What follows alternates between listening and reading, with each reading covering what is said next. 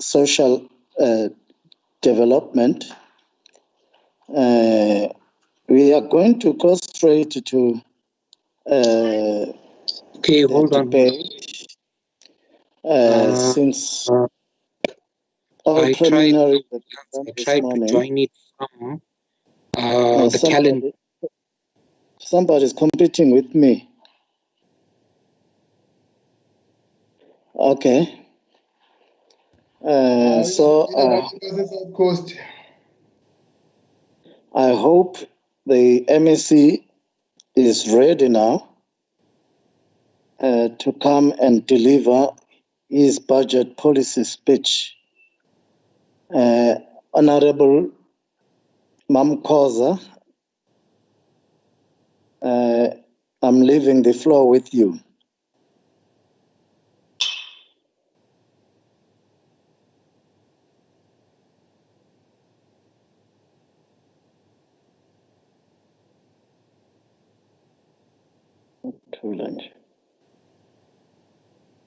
Honorable Koza.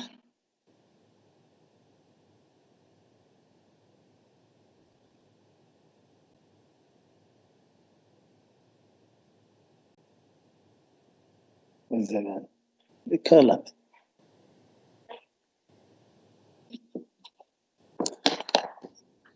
Hey, that's my mistake. I'm going back to that.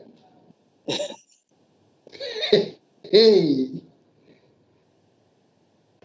Ya singambambela.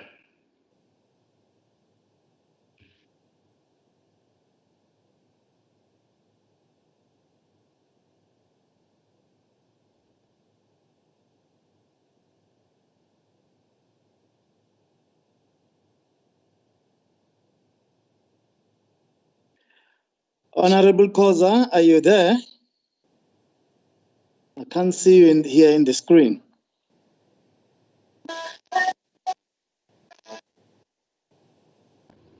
Hey. Khuluma Sihlalo. Bekufanele ngimsuse eXhopo ngumsondeze ngala ngasemzumbi. No, I've never asked for assistance on presiding.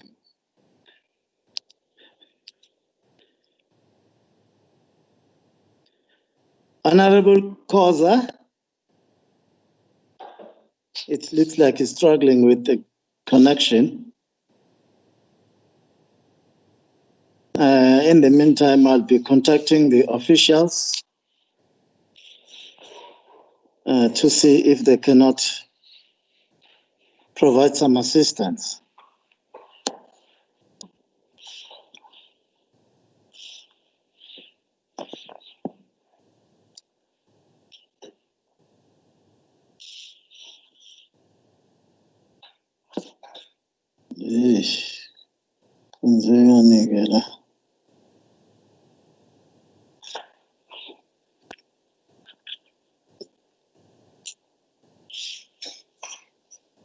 Oh.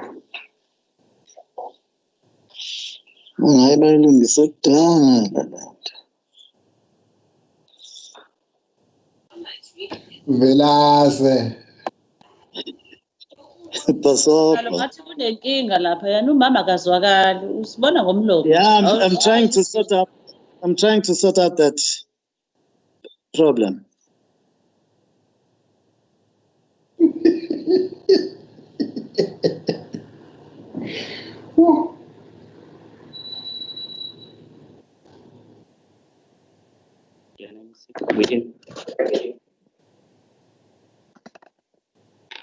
Okay, the Honorable MEC is struggling with her mic. The technical team is currently. Oh, you are there now. Are you ready now? I'm ready, Honorable Chair. So you can start. Okay, can you also enable your video?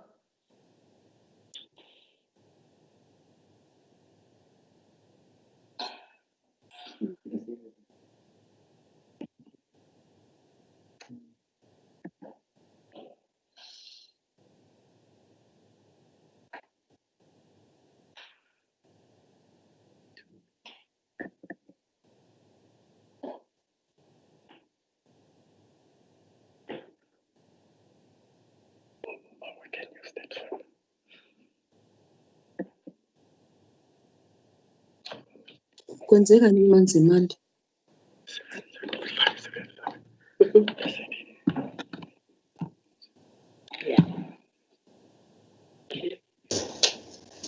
Akusuke okhika escreenini, akusuke okhika ungena MEC. Magasuke ukika. I concur with you, Honorable Member. Am I audible, Honorable Chair? Yes, you are audible. You are starting to be audible now, but fanele ulungise nje uvela uhalf. Givela uaf.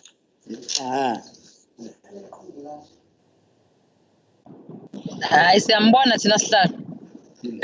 Hayi sihlala uvela kahle kakumina. Uvela kahle. Kakumina uhalf. Okay, uma nimbona ke kahle ke, we can continue. Can I start, Honorable Chairperson? Yes, I think I need to allow you to start. Greetings to you, Honorable Mvelase. Greetings to the Premier of KwaZulu-Natal. Greetings to all honorable members of the legislature. And greetings to my colleagues, all the MECs present here. Greetings to the Portfolio Committee Chairperson, Honorable Swarpo Ntombela, and distinguished guests, ladies and gentlemen. I am honored to have this opportunity to deliver Budget Vote 13 for the Department of Social Development. This budget, Honorable Chairperson, responds to the needs of the communities we serve. It draws inspiration from the State of the Province address by Honorable Premier Ubaba Uzigalala, who reminded us that, I quote, social development is a critical pillar in the rebuilding of a united, non-racial, non-sexist, and prosperous society, close quotes. In tabling this budget, Honorable Chair, we are also reminded of the Freedom Charter, which was declared 65 years ago, that there shall be security and comfort for all. This is why the theme for this budget is building our common future, where social security and comfort for all is guaranteed. Honorable members, this speech is being delivered under very abnormal circumstances. The coronavirus has plunged even the best economies into turmoil, leading to thousands of deaths and massive job losses across the globe. With these job losses comes a myriad of social problems. With the pandemic of this sort, we can expect that there will come a pandemic of mental illness. We all have a responsibility to ensure the protection of these rights of the rights of the vulnerable individuals, groups, children, older persons, and people with disability. The responsibility has become even more bigger because of the coronavirus outbreak. The pandemic has disrupted many livelihoods of families, communities, and the society at large. It's showing us how deep poverty and inequality is in our communities across all races. To this end, the department responded swiftly to minimize the spread of the virus to the vulnerable groups by suspending activities and operations in the early childhood development centers, youth development academies and centers, and suspended visits to old age homes, facilities for the disabled, rehabilitation centers, child youth care centers and services. COVID-19 and the subsequent lockdown led to many households unable to provide for themselves. And in response, the department intensified the provision of social relief of distress through food relief packages and sustained the provision of nutritious food for community nutrition and development beneficiaries. President Nelson Mandela put it succinctly when he said, and I quote, "Like slavery and apartheid, poverty is not natural. It is man-made and it can be overcome and eradicated by the actions of human beings. And overcoming poverty is not a gesture of charity.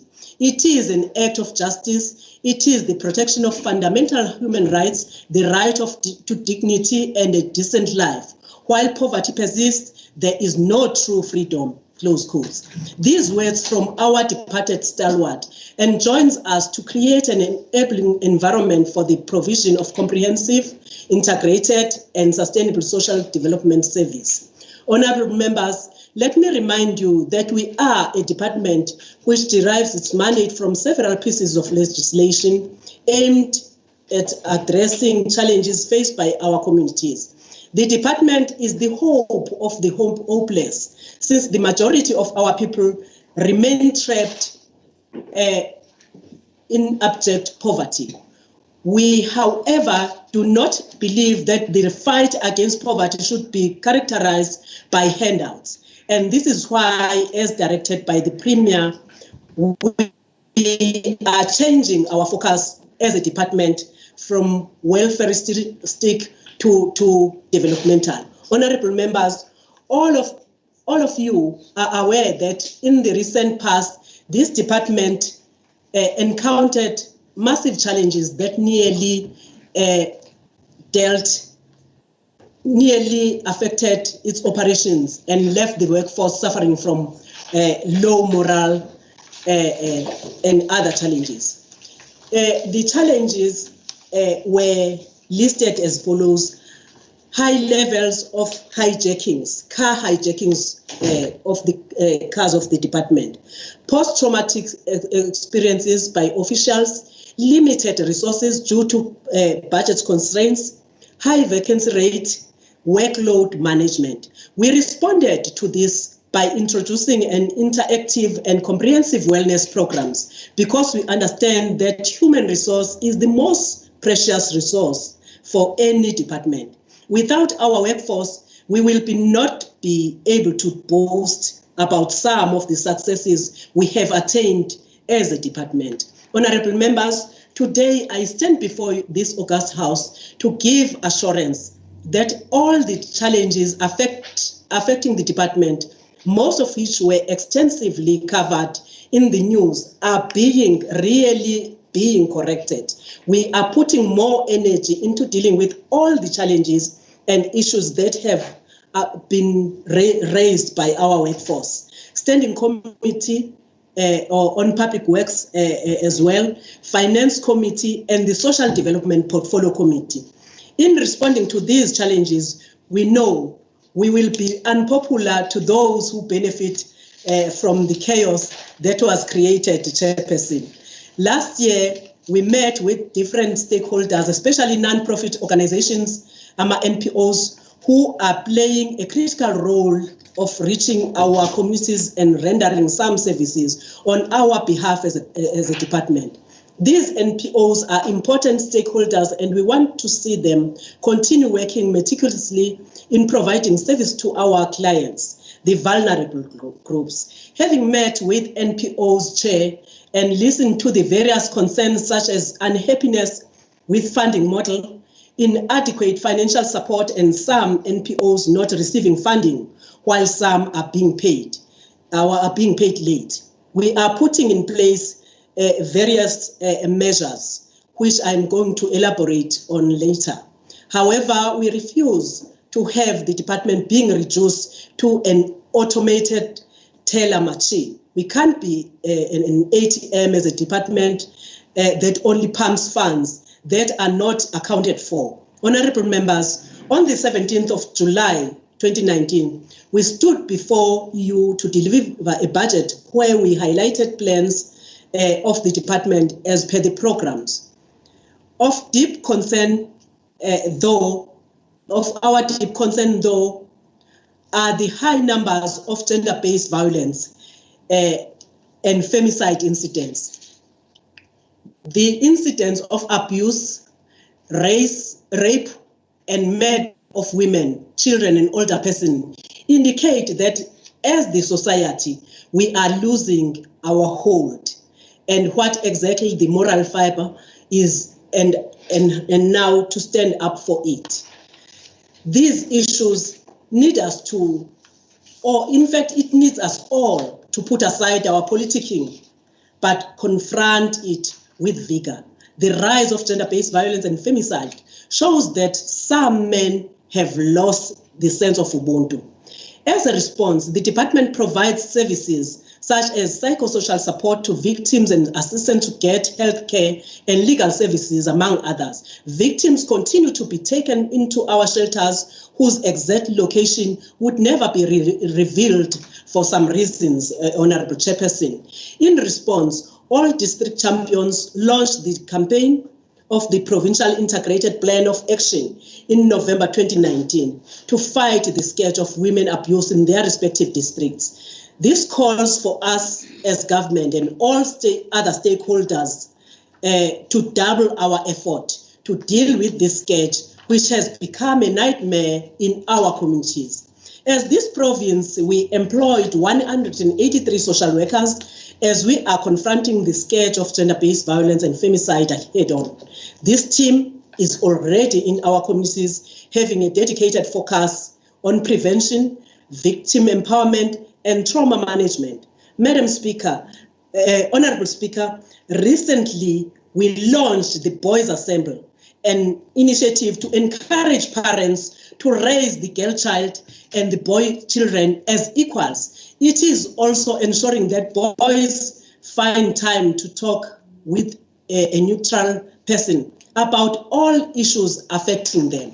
And more fingers were pointing at us as parents, honorable members. As much as we know that social workers frequently visit our schools to help learners with psychosocial support and behavioral change programs, we want to further strengthen our partnership with the Department of Education to deal with bullying in schools. As we all know, bullying is a different form of violence. Therefore, we want children to be alerted at a younger age about its dangers. The department is developing a clear program to deal with the discrimination and denunciation of lesbian, gay, bisexual, transgender. It is called LGBTIQ communities. They should enjoy equal rights as enshrined in the Constitution of the Republic of South Africa. On the transformation of the social welfare services, honorable members, the transformation of social welfare services is one of the intended government outcomes of the sixth administration. The transformation of social welfare services seeks to expand affordable, quality and integrated care and support services to older persons, persons with disabilities, people infected and affected by HIV and AIDS, as well as social relief of distress to households affected by disasters. There are several sub-programs that deal with the transformation of the social welfare services, which I'm going to go through. Under program 2, Honorable Chairperson, the budget allocation for this program under 2019, which was allocated in 2019-2020, was 798,891 million. But for 2020-2021 financial year, an allocation is 823 million, has been set aside for this program. The sub-program under program 2 have been budgeted as follows. For services to older persons, 189 million has been set aside. As mandated by the Constitution of the Republic of South Africa and the Older Persons Act 13 of 2006, older persons have an inherent right to life and dignity. They have right to be free from abuse, neglect, and exploitation. In the past months, we experienced horrendous incidents of elder abuse, such as rape, murder, and other forms, particularly in the Umgungundlovu district municipality. These incidents include the killing and alleged rape of a 75-year-old person of Ward 2,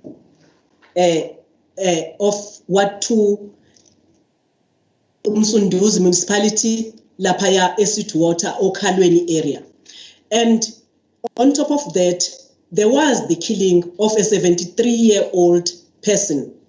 Naye futhi wakhona lapha eMaritzburg at Impendle, who allegedly passed on after witnessing her 3 grandchildren being raped by one person. The murder of a 72-year-old person in Umsunduzi again, lapha kwaNcamalala area eSweetwater. The murder again of a 77-year-old grandmother at Umsunduzi municipality, Esmero lapha eBobonolo area. The fight to fight the scourge of elder abuse, the department has implemented programs aimed at raising awareness, targeting the community at large, including older persons. The department works with the law enforcement agencies in ensuring that the criminal cases of elderly abuse are opened and the alleged perpetrators are apprehended. The department is also encouraging that where suspected incidents of elderly abuse are noticed, such should be reported to the nearest service offices and our call center which operates 24-hour service. As the world battles against COVID-19, older persons are more vulnerable and catching the virus and developing complications if they are infected. We have therefore suspended public access to residential facilities and closed down services centers to mitigate the spread of coronavirus. These control measures will be progressively relaxed in line with the applicable lockdown regulations. On increasing access to community-based care and support services, Honorable Chair, the focus will be on strengthening home-based care to ensure that all older persons receive maximum care within a community in which they reside. We will also strengthen our oversight role on residential facilities to ensure compliance with service standards, whilst ensuring the quality of services. We have even a plan to go and sanitize those old age homes. Under services to persons with disabilities, Honorable Chair, the allocation is 157 million. The white paper on the rights of persons with disability of 2015 takes its mandate from the Constitution of the Republic of South Africa and global instruments that call for the action by government, civil society and the private sector to work together to ensure accelerated transformation for persons with disabilities. There is a general consensus worldwide that disability is not just a public health issue, but also a human rights issue and a developmental imperative. As we move to the lower levels of the lockdown, Chairperson, we will intensify skills development programs in protective workshops. The aim is to capacitate persons with disabilities to enable them to earn an income with products that they make. This is part of our efforts to balance welfare with development. And the community-based rehabilitation program that was piloted in Umzinyati district will be replicated in 4 districts, namely King Cetshwayo, Umkhanyakude, Zululand, and Ilembe district. Ultimately, we want to replicate this program in all districts. Furthermore, a disability empowerment mainstreaming approach project will be piloted in Ilembe district, which will facilitate the establishment of support groups for parents and caregivers of the children with disabilities. And on HIV and AIDS program, Honorable Chairperson, allocated is 232.8 million rands. Our province has one of the highest cases of HIV and AIDS infections, seated at 18.23% in the country. This poses a huge challenge for our support services as we experience more coronavirus infections, Honorable Chairperson. Our HIV and AIDS program provides a basket of services which include psychosocial support, educational support, economic strengthening, social assistance, vital documentation, health promotion and provision of treatment, adherence support to the individuals and families. Psychosocial support, Honorable Chairperson, serves to orphans and vulnerable children and youth will also continue, whilst accelerating the implementation of ACBC re-engineering model. Under social relief of districts, Honorable Chairperson, that one is budgeted, is allocated 17.7 million rands. The social relief of districts is temporary assistance provided whilst planning long-term interventions. And this one should be instilled, Chairperson, that it is provided temporarily whilst we wait for long-term interventions. As the department, we are mandated by the Constitution of Section 27.1c to respond to emergency needs identified in communities affected by disasters that are not declared and any other social condition resulting in undue hardship. In fulfilling this mandate, Honorable Chair, we provided social relief of distress to more than 10,300 beneficiaries in 2019-2020 financial year.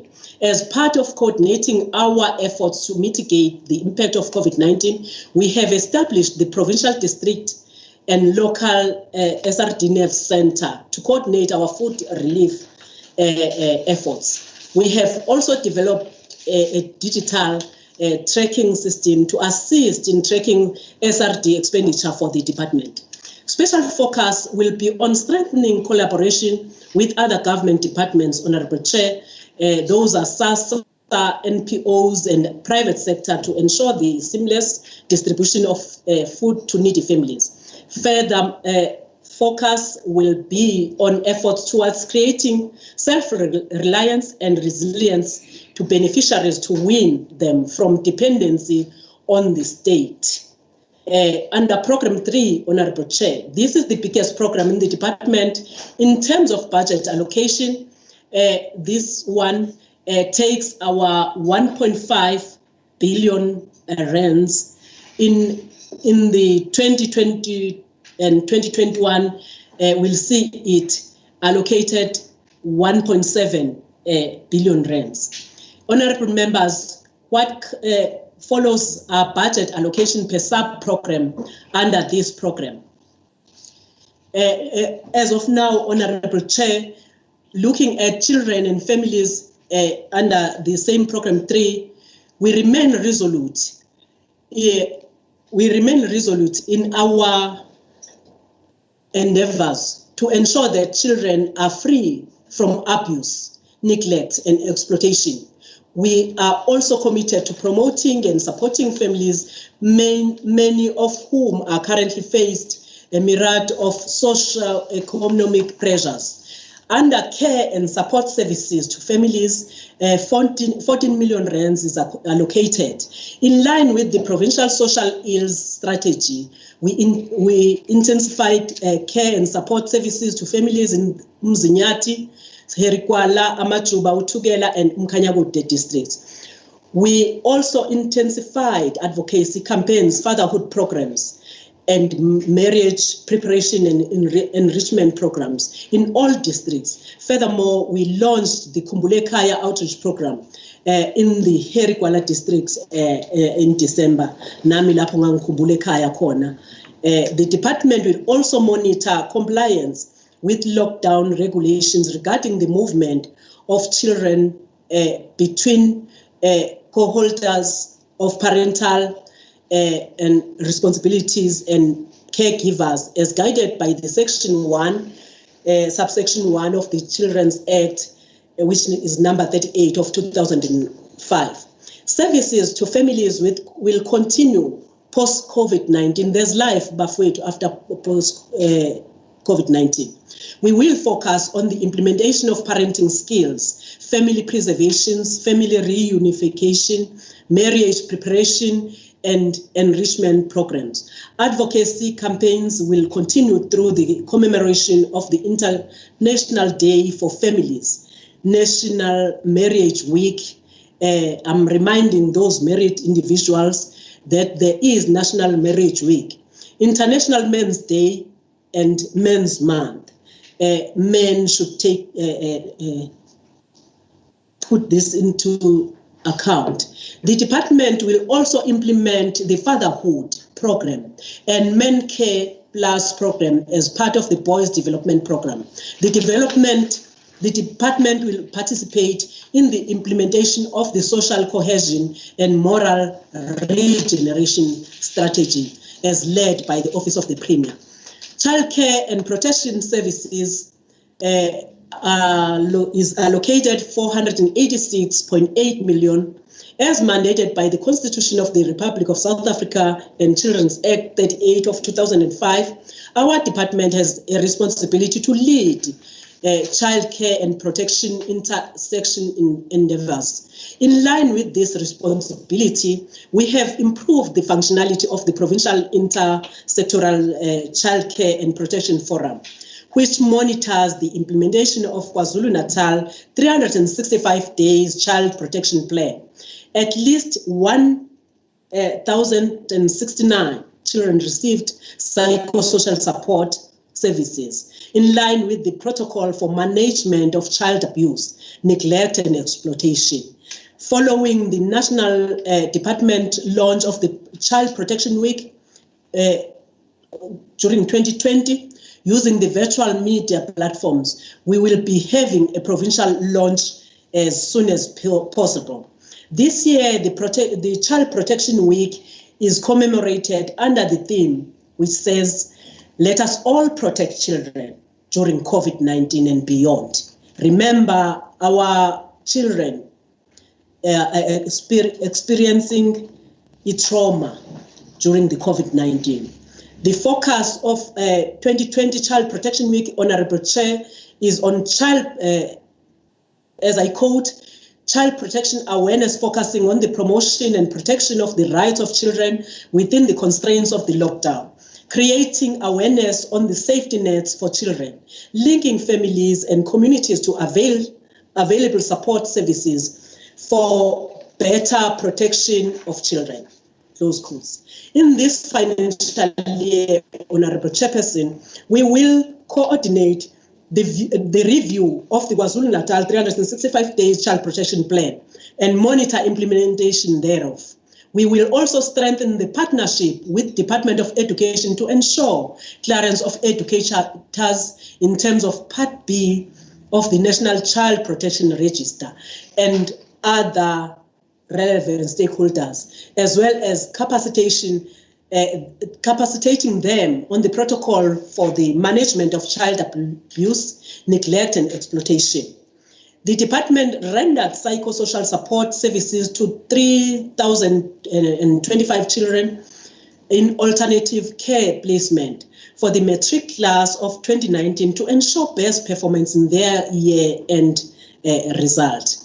We attained 63% in respect of performance of these children, and the 6 top achievers in 3 categories, Chairperson, were children in foster care and children in child and youth care centers. Remember, the children in child and youth care centers are those children which have been in conflict with the law, and children who were beneficiaries in child support grants.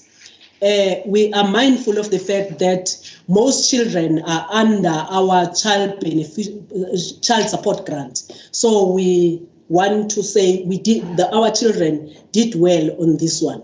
On the 7th of March, we celebrated Nalabantwana Betu, the top achievers together with the National Minister, Umama Honorable Lindiwe Zulu. Honorable members, this financial year, our special focus will be on developing strategies to ensure effective implementation on the North Gauteng High Court order interim regime, issued on the 26th November 2020 COVID-19. We will appoint service providers. We will appoint service providers to conduct physical verification of all children in foster care for purpose of mitigating fraudulent activities in foster care services. On early childhood development care, allocated is 708 million rands. Our efforts are to improve the education system, include expanding quality ECD services. We provided access to ECD services to a total of 128,999 children within 3,102 registered ECD centers. We also continued with the implementation of mobile ECD programs. With the implementation of mobile ECD program at KwaMaphumulo and Ndwedwe local municipalities within Ilembe. We will continue rolling out the implementation of mobile ECD program within Umkhanyakude and Ugu district, targeting areas without ECD centers to accelerate access to quality ECD services. In 2019, we officially opened Kwabe Masifunde ECD Center in KwaMaphumulo and Siamukela ECD Center in Impendle, which is built in partnership with the National Lotteries Commission. We will continue to provide subsidies to cater for administrative costs of running ECD centers and payment for the ECD staff during the lockdown. The General Household Survey indicates that 24% in children between the ages of 0 to 4 are attending ECD facilities in KwaZulu-Natal. To this end, we will strengthen implementation of the non-center-based ECD programs, targeting farm communities and deep rural areas where children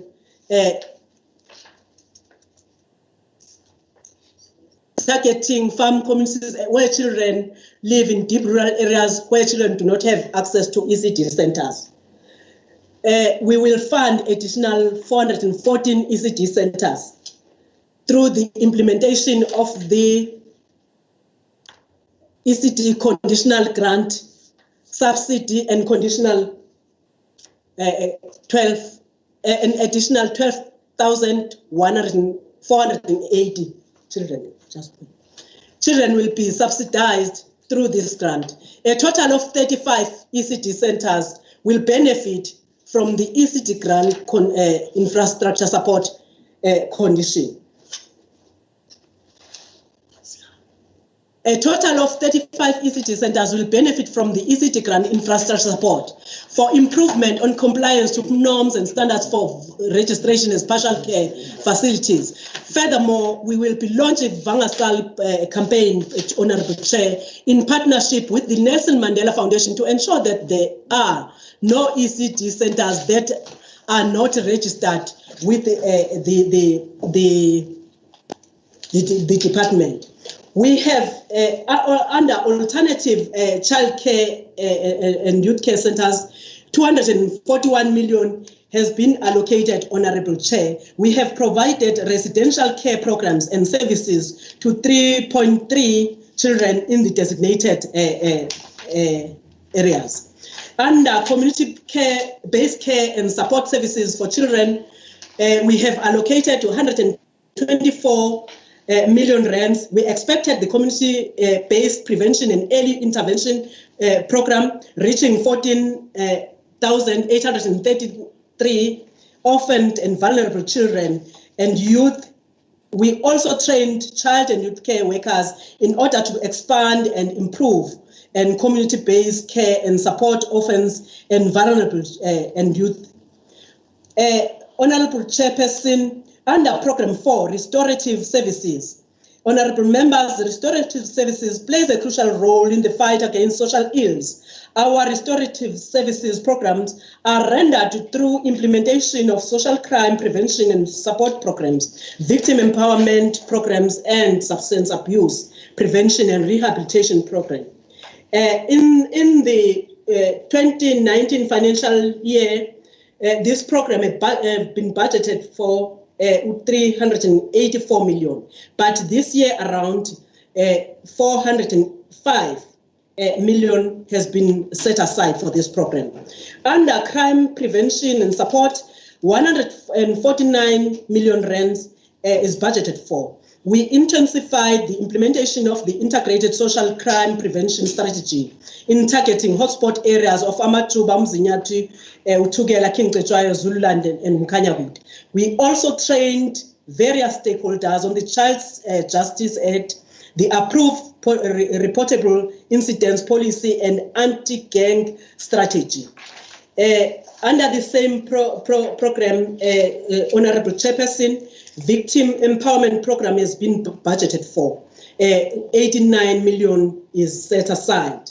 Honourable Chair and Honourable Members, various measures have been implemented to fight gender-based violence through the intensified of prevention and awareness programs, ensuring adequate care support and healing for victims in all districts, and implementation of economic empowerment opportunities for women. And in partnership with other departments, we developed the multidisciplinary provincial program of action against the abuse of women and children, and we are monitoring its implementation. Under substance abuse prevention and rehabilitation, we have set aside 93 million rand. Substance abuse continues to ravage our communities and families, particularly the youth. We implemented advocacy and Kimoja prevention programs to raise awareness about substance abuse. This included the Anti-Pens Down campaign launched in Kwamashu Fan Park, targeting learners. We also provided treatment services through 2 state-owned treatment centers, namely Emadadeni, Nase Newcastle Park Center, as well as 3 NPO managed treatment centers. Under Program 5, Honourable Chairperson, which deals with development and research. Ladies and gentlemen, the key focus of the department is to accelerate the transition from social welfare to social development. To succeed in this endeavor, the department and the development and research program needs to be strengthened in order to address developmental challenges of poverty, unemployment, and inequality. This program includes community mobilization, community-based research and planning, institutional capacity building and support for NPOs, poverty alleviation and sustainable livelihood, youth development, women development, and population policy promotion. During allocation, we have allocated 2.7 million on this financial year. For community mobilization, we have allocated 2 million. A successful community development model is where communities play an active part in their own development. We have implemented community mobilization programs in all districts using community mobilization framework, which provides the basis for regulation and standardization of community development practice. Under institutional capacity buildings and support, we have allocated 15 million for this. The NPO sector is one of the key strategic partners of the department. We have appointed service providers to conduct capacity building of NPOs on the interventions such as financial management, project management, resource mobilization, conflict management, minute writing and holding of meetings, leadership development committees, skills, production, health and safety, because sifisa abantu bakwazi uku-accounta. We also strengthened NPO help desk at district level as a mechanism to bring services closer to the people. We facilitated registration of NPOs in line with the NPO Act 2,143 NPOs registration certificates were issued. Under poverty alleviation and sustainable livelihoods, this one is closer to my heart, we have allocated 19 million. Our department is at the forefront in the fight against poverty and inequality. We provided access to nutritious food to 96,670 beneficiaries through this center-based feeding program. This included the provision of nutritious food to beneficiaries through community nutrition centers, linking them with sustainable initiatives such as EPWP work, opportunities and skills. And we want to revisit this one as the department to ensure equal representation of Masipala bethu. Under community-based research and planning, 978,000 is allocated. The profiling of households and communities assist in identifying the needs and opportunities of sustainable socio-economic development. We profiled 598 households, 226 communities, and played a crucial role in the development of community-based plans across all districts. We also developed a poverty index using household profiles and intervention plans. We formulated to profile household. Under youth development, Honorable Chairperson, we have allocated 53 million rands. The department provided various life and vocational skills to youth in funded NPOs, youth development centers, and youth development academies. For your information, 5 minutes, so that you can be aware. Thank you, Honorable Chair. Program saw 400 unemployed young people completing their learnership program in cleaning and hygiene. Under women development, allocated is 12 million. We piloted this one in Herikwala, but we have learned some lessons from it and it revived moving forward. Under population policy, we have allocated 4.7 million, Honorable Chair. There is no one other time more opportune to relook at the development of the population of the province than now. The coronavirus pandemic has brought into sharp focus the different population development needs of our province.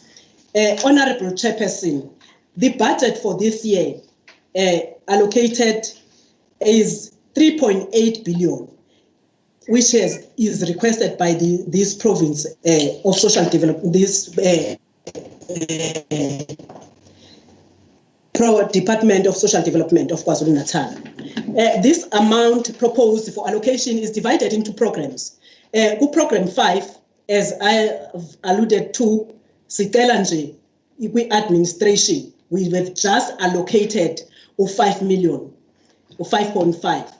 And with program 2, 7.8, under program 3, 1.5, under restorative services, 3.8, under program 5, 2.8. And in total, we have, that one was for the previous year.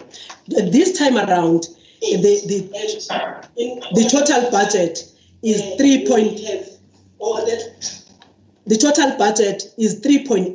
This time around.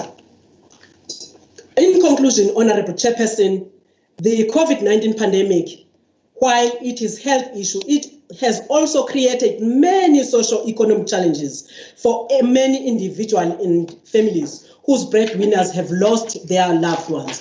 We have started witnessing some of these challenges in our country, as many who were once breadwinners in their families find the increasing difficult to provide for their loved ones. As a result of this outbreak, the rising death toll also means in rising number of orphans, Honorable Chair. We are mindful of that, and we are waiting and trying to be innovative in whatever ways.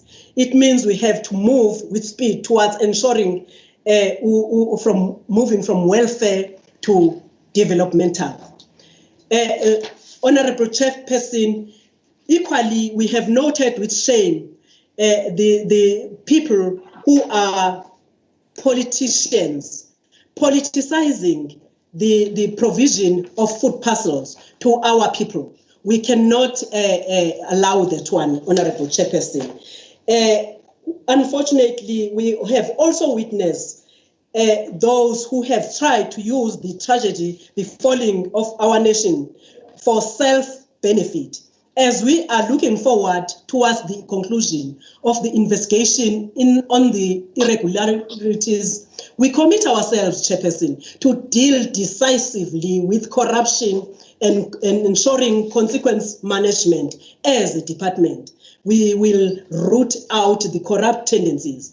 We were humbled when we saw South Africans, Honorable Chairperson, across the racial divide coming together to lend a hand to those who are less fortunate.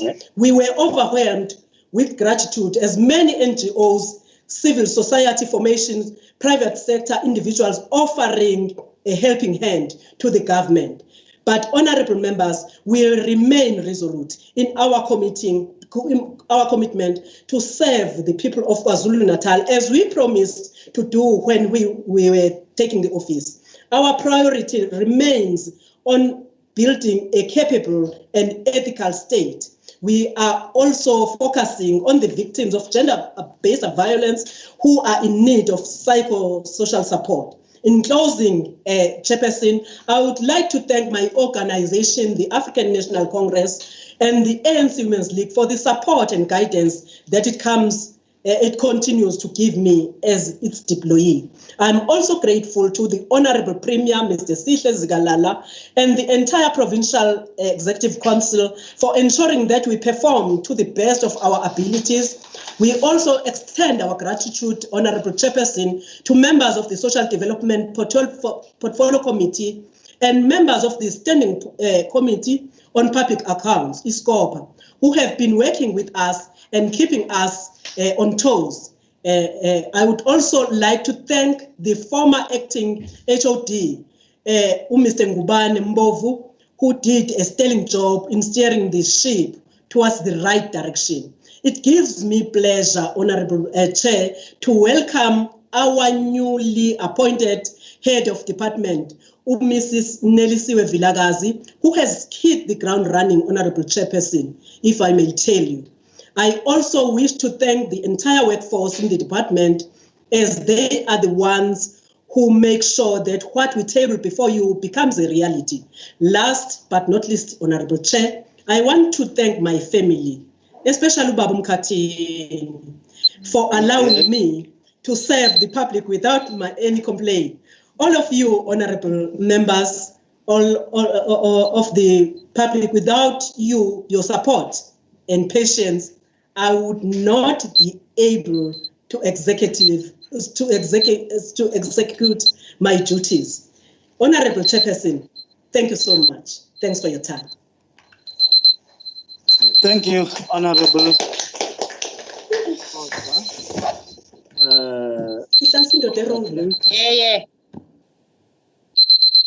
You were able to stick to the time, and this is what we want from professional people. To stick to the time, otherwise you're going to have a problem with the Chinese when we send you to China. Those who have gone there, they know how they value time.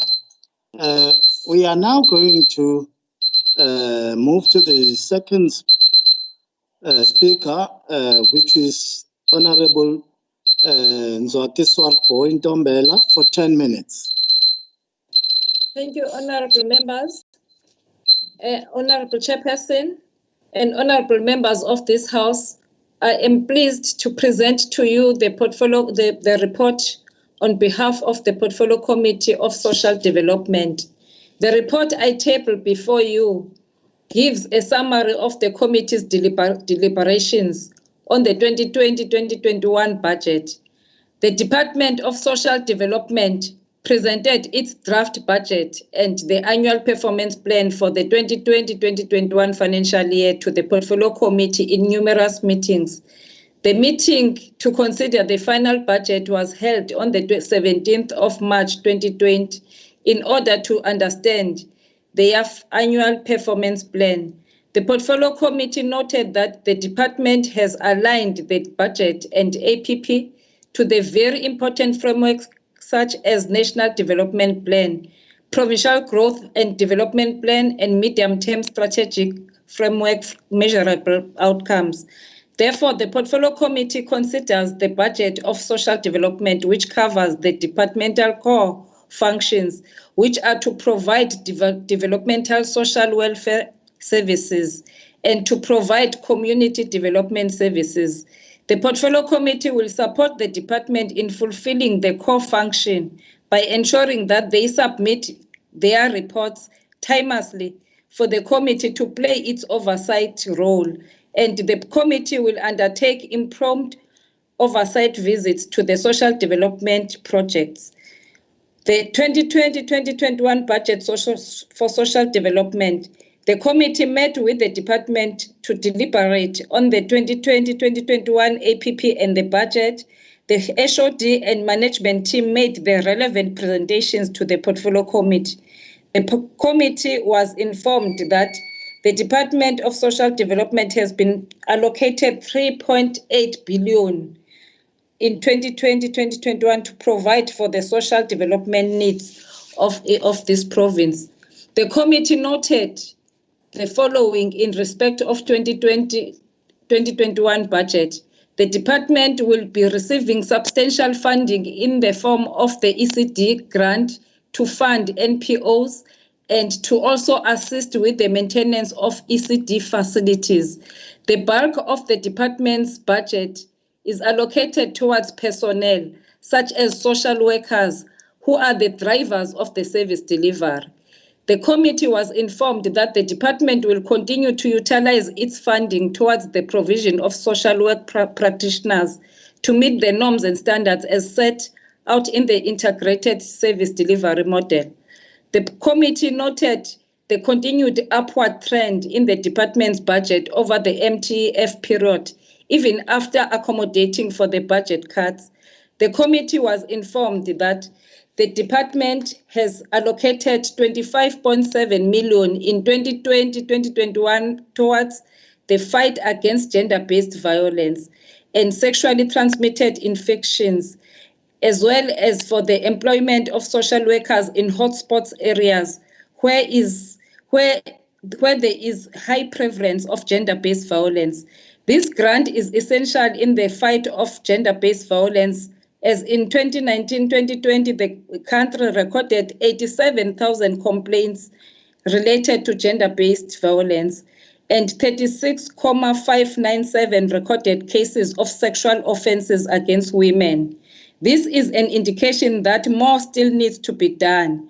Honorable Chairperson, we have also heard from the Ministry of Police that even during the first week of the lockdown, the abuse of women continues, as the police received 2,300 complaints related to gender-based violence.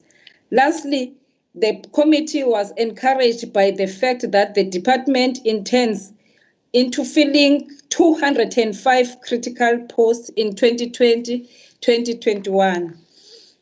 The committee engagement. The committee acknowledged that the department won an award as one of the best in executing the extended works program. The committee also welcomed the direction that the department was taking from being welfare-oriented to developmental orientated. There was a concern around creation of a vacuum when filling of filling of critical post, which is from within. However, it is clarified that this was caused by the specific speciality of the department. Entry-level social workers also look forward to raising the levels to management positions. The committee also stressed to the department the importance of coming up with the strategies to attract persons with disabilities when recruiting. The committee considered the ever-increasing issue of NPOs, those not registered but operational. The department gave an assurance on an audit process on all NPOs, but mostly to assist with the process as per norms and standards required. There was a commitment of a 10-point plan that the department has in place and will strengthen monitoring of the NPOs. It was noted and uploaded in the interaction that in a short space of time, the department committed to focusing on conducting interviews and committed to new officials joining the department by the 1st of April 2020. The committee noted with concern the budget cuts and was concerned on how service delivery will be affected. However, the acting HOD assured the committee that as the department, they were doing their best with the available resources. The members of the portfolio committee sought assurance from the department that vacant critical posts that enhance service delivery will be indeed be filled. The portfolio committee will monitor the performance of the department's programs with keen interest, noting that the Department of Social Development is amongst the forefronts in capping the spread of coronavirus. The committee is committed to support any initiative undertaken by the department and will monitor the implementation plan of COVID-19 with an understanding that it requires funding.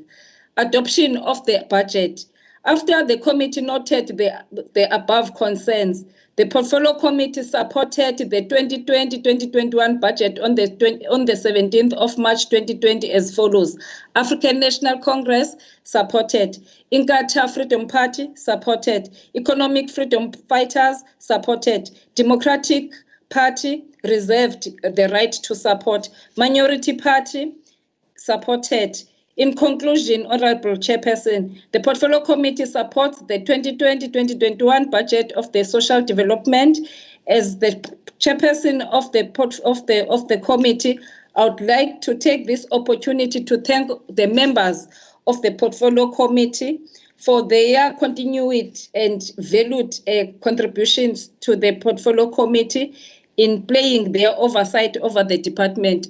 I would also like to extend our heartfelt appreciation and thank the MEC, Honorable N.M. Khoza, and the acting HOD and the department officials, as well as the agents of the department, namely SAFSA and NDA, the Office of the Auditor General, Treasury, for their cooperation that allows the department to deliver. I don't want to forget to thank the support staff of the legislature for assisting the Portfolio Committee. As the Portfolio Committee would also want to welcome the new HOD of the department, Mrs. Nelisiwe Vilakazi. I thank you, Chairperson. Thank you, Honorable Swatboy, for a very concise but very rich report. We are now going to move on to our first speaker for debate on this policy budget speech, Honorable P.H. Mbatacele of the African National Congress for 10 minutes.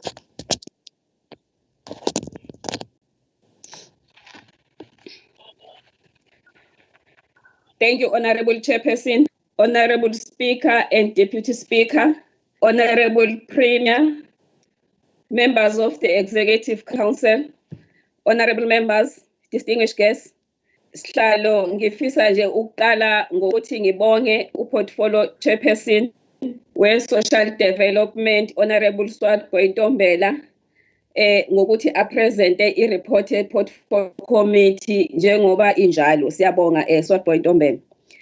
Honorable Chair, honorable members, it is an honor for me to participate in this significant debate for the Department of Social Development, a department that has a huge responsibility in the daily lives of the people of KwaZulu-Natal. Chairperson, the budget reacts to the needs of the people, communities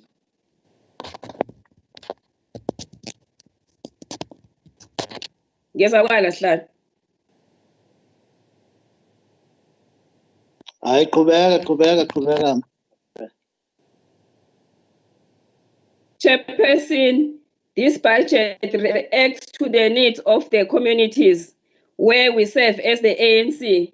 We highly believe that the ANC-led government of KwaZulu-Natal has an obligation to ensure the protection of the vulnerable people, the youth, elderly, children, women, and people with disability, which the department will ensure that the most vulnerable, which is the working class, is placed first with the less resources the department have. Honorable members, COVID-19 has come as a shock to us as a country and as a province.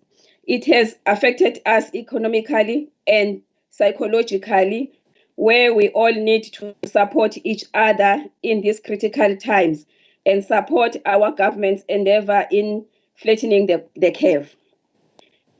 The scourge of gender-based violence continues a problem in our society. In the first week of lockdown in South Africa, more than 87,000 cases of gender-based violence were recorded. And the rate of child abuse and brutality is on the rise. Honorable members, allow me to make a reference to the incident of Impendle, where a child was raped in front of her grandmother, resulting in the death of the grandmother after nursing the inhuman act. Again, the issue of Hambanati in Tongati, where a child was brutally killed, cut into pieces and thrown in the river. Again, while in the same breath, women around the province continues to suffer from abuse in different forms. The ANC position around gender-based violence is very clear in saying that it stands and supports the victim and calls for the need of intensifying the fight against gender-based violence. Chairperson, we want to commend the Department for Social Development for injecting 89 million and for being proactive in dealing with gender-based violence through their various responses. We have seen the department driving the social workers program on gender-based violence, which was held on the 2nd of March 2020, and the launch of the disciplinary provincial program of action on gender-based violence and femicide, which provides a cohesive strategic framework to guide the provincial response and overarching program for prevention, education, and empowerment support on gender-based violence. Honorable Chair, this department coordinates and chairs the KZN Provincial Families, Victim Empowerment and Crime Prevention and Support Forum. In addition, the department participates in several intersectoral structures, including human trafficking, prostitution, and harmful traditional practices task team led by the National Secretary. Honorable members, human trafficking is a huge problem, and I think government still has a lot of work to do in regard. However, there has been significant progress in identifying and addressing many of the social, economic, cultural, political factors that make people vulnerable to human trafficking. In formulating comprehensive policies and programs in developing educationally and awareness-raising campaigns. The only adequate response to the global phenomenon of human trafficking is a worldwide mobilization of solidarity, fraternity, and commitment capable of remedying the global indifference in which human trafficking thrives. Honorable Chairperson, the South African Constitution says that South Africa belongs to all who live. We are united in our diversity. The ANC is, however, still worried about the department compliance in regards to the employment of people with disabilities.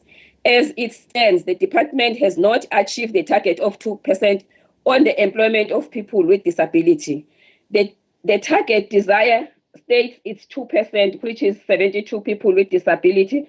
As it stands, the department is at 1.17%, which is 42 people. And there is a shortfall of 30 people of 0.83%. There are no people with disability at senior management level, while there are only 3 at middle management.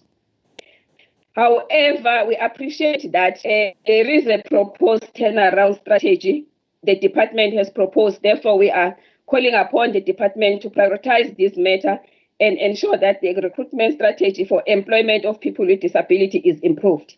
Honorable Chair, women development remains one of the department's key priorities, targeting vulnerable and marginalized women such as unemployment women heading families, widows without income, foster parents, and those women who fall outside the social security bracket.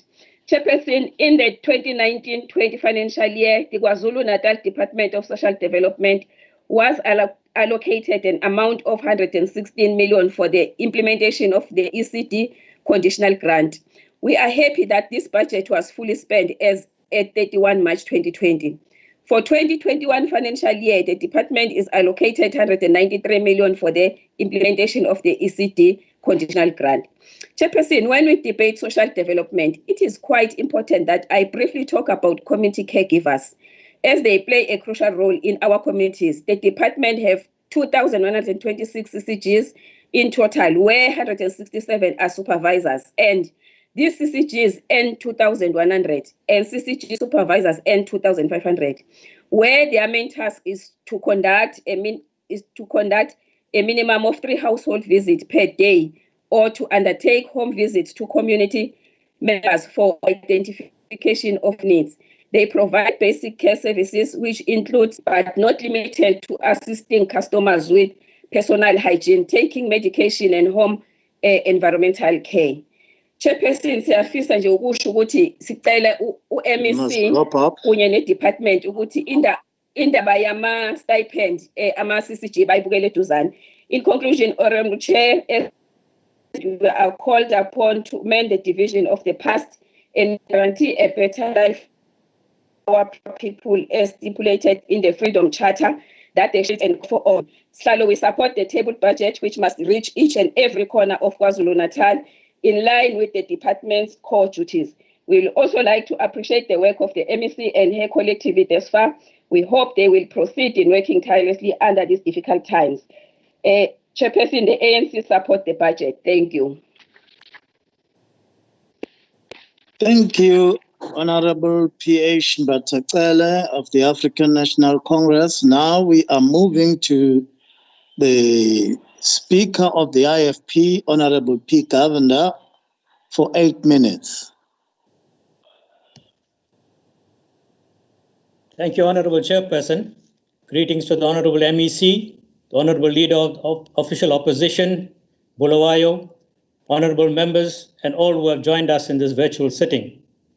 Presenting this debate during the COVID-19 lockdown boggles the mind with many serious social and economic concerns that face our people on a daily basis. I am indeed pleased that honorable members of the legislature and staff have thus far remained safe from the virus. Communities across our province are being devastated, if not by the fear of the virus, it is by the fear of hunger as we move into the winter months. When we welcomed the new decade, none of us could have predicted that the situation that we'll find ourselves in now would be so dire. Social interaction, as we have always known it, is now being reduced to social distancing.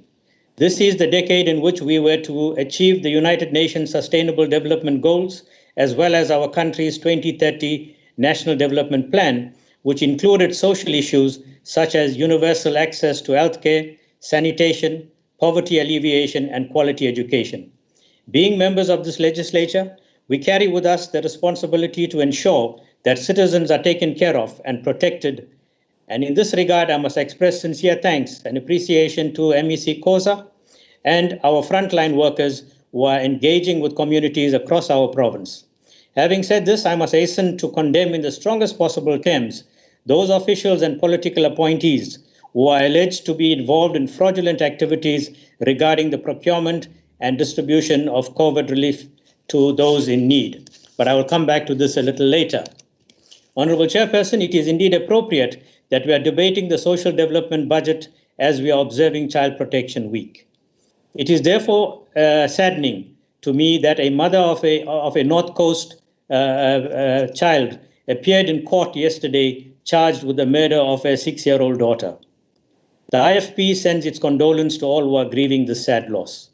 Just this morning, a newborn baby was found wrapped in a blanket on a pavement in Chatsworth in Durban.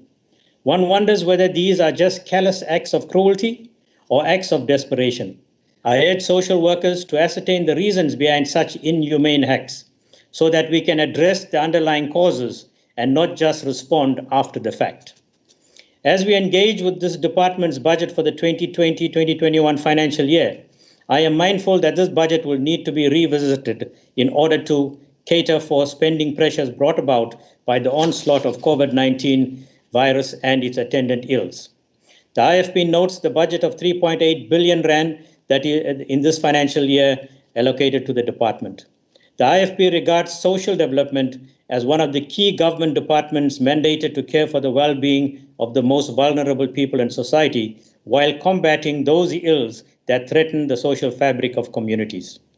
With regard to Program 1, Honourable Chairperson, the IFP notes the budget has been reduced by 3.674 million rand. But to mitigate this, I see that 5.45 million rand will be reprioritized from programs 2 and 4 to cater for the filling of vacant posts.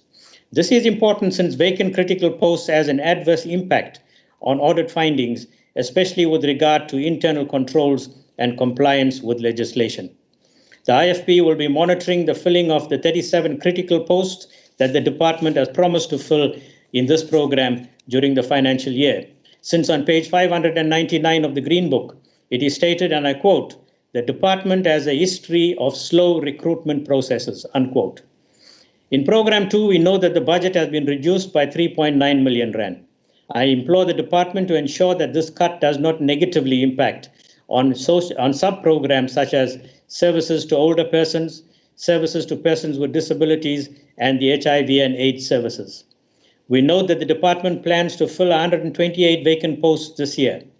This program conducts the core business of the department, and the IFP is deeply concerned about the high levels of vacancy over a prolonged period.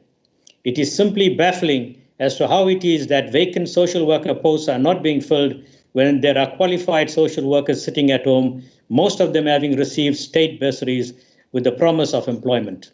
When I raised a question around this issue at a portfolio committee meeting, the response from the department was that most vacancies are filled internally.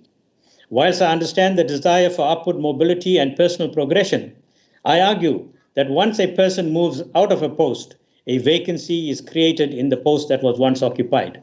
Then this begs the question, why are those lower level posts not being filled when there are qualified social workers wanting to be employed? The employment rate in KwaZulu-Natal is at 25%, but this department is dragging its heels in filling vacant posts for which it has funding. Honourable Chairperson, the COVID-19 lockdown has unfortunately seen an increase in gender-based violence. A key contributor to this scourge of substance abuse and alcohol abuse, as well as a total disregard for the rights of women by most men. The IFP is concerned that not much has been said about the protection of people with albinism. Their plight is highlighted only when one of them is killed. We urge the Honourable MEC to provide a clear plan on how the department intends to help people living with albinism. In Program 3, that deals with early childhood education and partial care, we welcome the increased budget in this financial year. We will be closely monitoring this program as we have found that spending patterns in this sector is erratic and there is a lack of accountability. The department needs to capacitate people who are in charge of ECDs and other such centers. Funding provision is made in Program 5 that deals with development and research to provide institutional support in terms of financial management and administrative capabilities. The IFP acknowledges with thanks the work that is being done by NGOs in many communities across the province. Many of these NGOs are managed by volunteers and they complement the work that the government is charged with. Whilst I say this, I urge the department to ensure that there is accountability with regard to funding. A report based on the survey of 3,952 ECD operators conducted in April this year has found that many of them have concerns that they will not be able to reopen once the lockdown is over. So I want to appeal to the national government to ensure that the 500 billion rand COVID relief plan will include these ECD personnel. Absence of support will result in massive closures of these service providers, which will have dire consequences for the ECD workforce, the children who attend these programs, and the caregivers who rely on them to cater for their families. Honorable Chairperson, the department has a history of underspending on its budget. I cannot really understand why a department will not be able to spend on its budget priorities since the annual performance plan is conceived by the department. What we find in previous quarterly reports is that those timeframes are not yet adhered to, and funds meant for a certain project is underspent and diverted to other projects if not spent at all. The IFP is not surprised by this department's underspending, as it has underspent on its budget from as far back as 2015-16, and over the years used the same excuse of non-filling of posts and delays in infrastructure. I will be back later, Chairperson. Thank you. Okay, thank you to the last speaker. Now we are moving to the next speaker, which is Honorable Rabe of the DA for 9 minutes. Ngiyabonga Nhlalo. Honourable members, ladies and gentlemen, I would firstly like to share my heartfelt condolences with those families who have lost loved ones during this pandemic. My thoughts and prayers are with you. A year ago, I promised MEC Khoza that she would have an ally in me and the Democratic Alliance. Even though the MEC has been given a year to get her ducks in a row and prove that she has what it takes to run an effective department, it is sad that she has used all this time for naught. I cannot stand by and watch how you turn a blind eye, MEC, to what's going on under your nose each and every day. Shame on you. I wish I could say that I was optimistic about the department, despite their weak leadership in their ability to spend their budget effectively. But I'm a realist, and the past year has proven that DSD remains a department that cannot fulfill its mandate. Now more than ever, the Department of Social Development's budget should speak to the priorities of the day. Not only must it be transparent, but the MEC should exercise the political will to achieve these priorities. It is blatantly clear that this department did not come out strongly enough to deal with this pandemic and the needs of the communities it is mandated to serve. In fact, the centralization of food distribution is a prime example of the significant failure on behalf of the department, and once again has opened itself up to alleged fraud and corruption. You cannot deny what I have said, and should hang your head in shame. The Democratic Alliance had to take the ANC government to the High Court to ensure that MPOs could assist in feeding our vulnerable communities. You knew they had the capacity to do so. What were you thinking, and why did it have to get to this point? Is it because the department thought it had the skills and capability to centralize this function? Or is it because this department thought it a great opportunity to take from the coffers to win more votes in the next election? The truth will come out. MEC, stop portraying yourself and your department as caring and developmental when all that comes out is lack of transparency, corruption, fraud, lack of accountability, and obviously the quick photo opportunities. Instead, deal decisively with matters. Otherwise, MEC, stand down and let someone who is capable take over. We celebrate our youth this month, or perhaps we should mourn them at this time. COVID-19 has exposed the deficiencies in all departments, and more specifically DSD. MEC, do you and your department know that KwaZulu-Natal has the highest number of child-headed households in the country? Do you even know how many there are? And if by any chance you do, MEC, what are you going to do about it? It is inevitable that our most vulnerable communities are going to suffer from malnutrition, increased levels of poverty, and ultimately die from hunger. At the fore of the department's priorities should be early childhood development. Under a DA-led government in KZN, we would maximize the quantity and quality of early childhood development facilities in municipalities so that more young children receive preschool education. The department is receiving an additional 69.6 million rand this financial year as a conditional grant for ECD maintenance and as a subsidy increase for more children to attend such services. I truly hope that the department intends on spending this budget with the end goal in sight, and that is to ensure that our children come first. Or are we going to end up losing this funding too, as DSD is so good at not spending the money as it should? Secondly, I believe that this province should prioritise foster care. A look at the current figures shows that KZN is the province with the second highest number of children in foster care. According to the 2018-2019 annual report, 5,788 children are awaiting placement in facilities.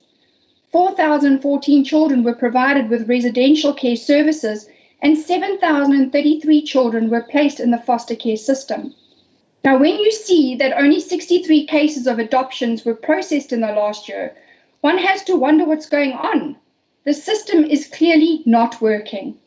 Why is it, MEC, that the adoption process seems to stop when it reaches your department? I asked you the same question last year, and I ask it again this year. What are you hiding that you don't want to answer this question? Next would be NGO funding. There is a massive concern around the department's ability to manage NGOs in our province. Regardless of the substantial amount of funding that is paid to NGOs, the department is still not able to assess the efficiency and impact of these NGOs because they do not have the monitoring tools in place to do so. It must also be noted that whilst these NGOs, through their very existence, support the department's mandate, there has been no provision made for an annual increase to these organizations to keep the wheels on the bus. Lastly, I would be foolish not to raise the matter of the unemployed social workers. It cannot be that the government provides bursaries through DSD and yet cannot employ the graduates. We have hundreds of qualified social workers out there that could lessen the burden on the department, but due to regulations, they are not employed. A DA-led government in KZN would ensure that the regulations prohibiting trained social workers from working outside of the state are revised and consider allowing NGOs to pay half of their salary while the state pays the other half. The ANC speaks so confidently about creating jobs, yet have proven not to be enablers. In conclusion, I would like to quote our very own Tata Madiba. A leader can engage in a debate frankly and thoroughly, knowing that at the end, he and the other side must be closer and thus emerge stronger. You don't have that idea when you are arrogant, superficial, and uninformed. Closed quote. A department such as social development should be the epitome of transparency, functionality, and humility. Unfortunately, this is not the case in KZN. Since my inception as MPL last year, I've submitted 11 parliamentary questions to the MEC, and to date have received 2 responses. This in itself proves that the MEC doesn't believe she and her department are accountable to anyone and can just make or break as they see fit. It is no wonder the department's budget has been slashed. It's because of the constant underspend by the department over the years, and they clearly have no one else to blame but themselves. Also, the HOD position, which is at the helm of the department, has been under severe scrutiny over the past year, with appointments to these being made by the Premier himself. One has to wonder what is going on when DSD has now welcomed their 3rd HOD in 12 months. The fish always rots from its head, so I'll leave you with this. A true leader should have the courage to stand up for what is right, no matter how difficult it is. A true leader should have good judgment to make the necessary changes and/or decisions, always for the greater good. A true leader should have integrity, always being honest and having strong moral principles. And lastly, a true leader should have all types of intelligence to know how and what needs to be done to create a better life for those you are mandated to serve. I leave you with one last quote from Madiba. If you want the cooperation of humans around you, you must make them feel they are important. And you do that by being genuine and humble. Close quote. Therefore, I trust that my offer last year to be an ally to the MEC and her department will not fall on deaf ears and that we can hold each other accountable without fear or favor. After all, we are here to serve. Let's make it count. I thank you.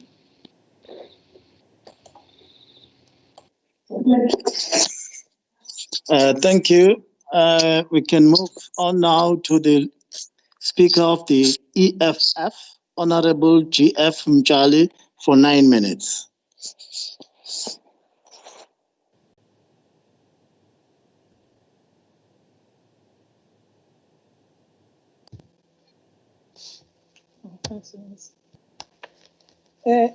Thank you, Chairperson.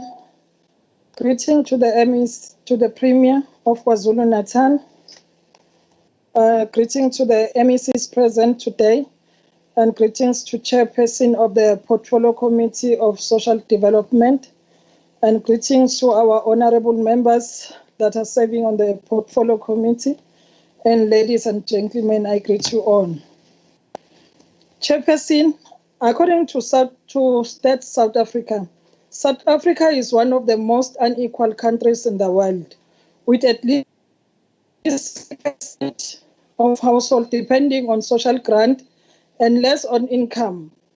Prior to the lockdown, the country was at an unemployment rate of 29%, which has since increased, with many people who are no longer able to earn an income. Sorry, Honorable Member, can you put your camera on? Can you put your camera on? It's on. No, it's not on. Is it on now, Chairperson? Not.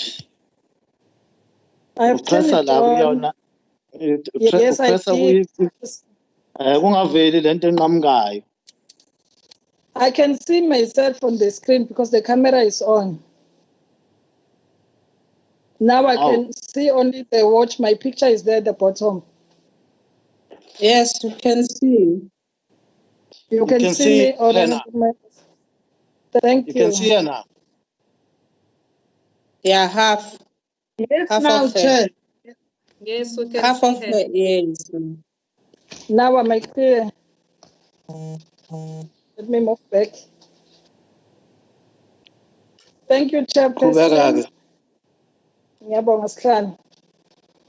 While the national lockdown has reminded us about the harsh realities of our not so young anymore democracy, where poverty and inequality still persist, it has also brought to the fore what we have always known about the ANC-led government, which for years has been captured by greed and the green-eyed monster of wanting to have it all to themselves at the expense of the poor, even in times of the crisis such as COVID-19 pandemic.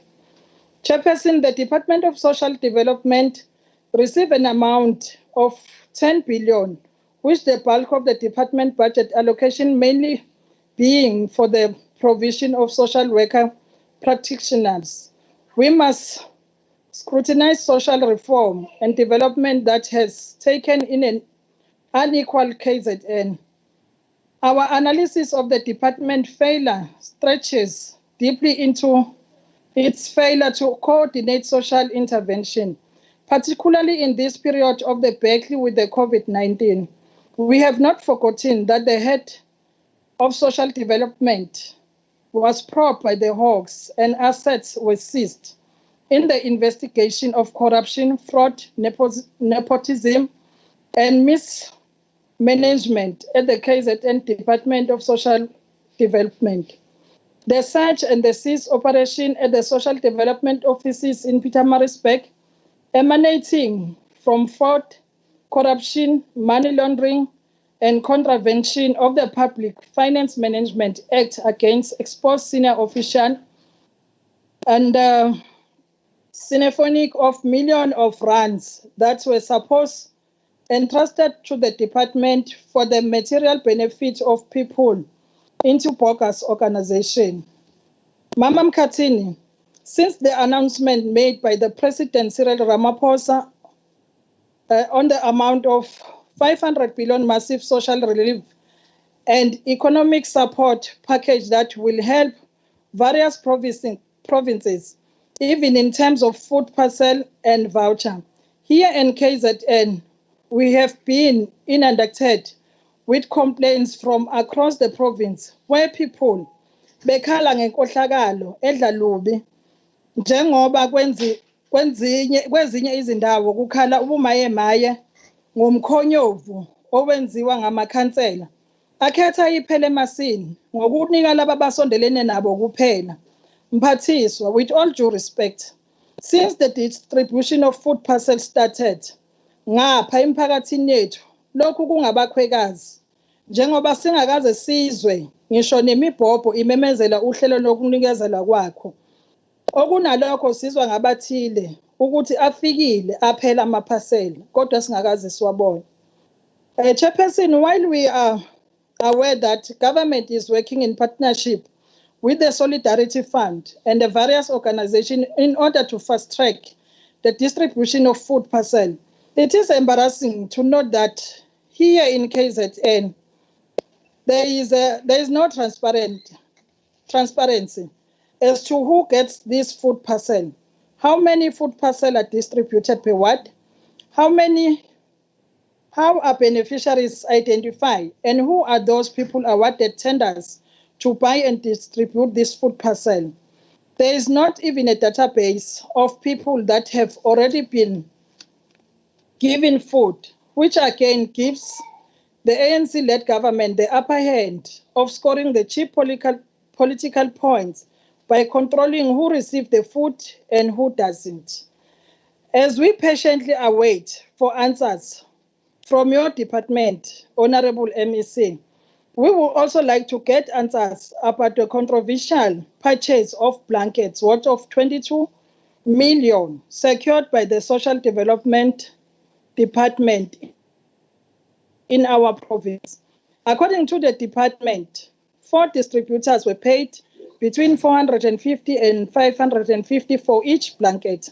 Mphathiswa, let us leave the counting to the mathematical and the possibility that a normal blanket will not cost such an exorbitant amount. What worries us is that no tender application process was followed, and we would like to know what criteria was used when the department randomly picked companies to supply blankets. This speaks to the character of the ANC employees as the abuse of the department that are created for the service of people. But it's crisis like this, the COVID-19 pandemic, that requires the coordination of NPOs as well as meaningful database of organization to assist with the burden of hunger, accommodation, water and sanitation, and food distribution that really expose how poorly coordinating his department is, and how such an maladministration of department can have colossal ramification when crisis really strike. Honorable Chair, the budget allegedly include nationally priority funding allocation for the improvement of the quality of service provided by the NPOs. Apparently here the Department of Social Development remembered that it had duly to provide social protection services and led government effort to forge partnership through which vulnerable individual groups and communities could become self-reliant participants in their own. But there has been no consistency between the reforms and the actions of the department. It seems that the 6% in funding giving to the NPO under the guise of addressing criteria challenges of unemployment, poverty, inequality, and strengthening community development interventions. 1 minute was actually a system. Time up, Chairperson. I thank you, Chairperson.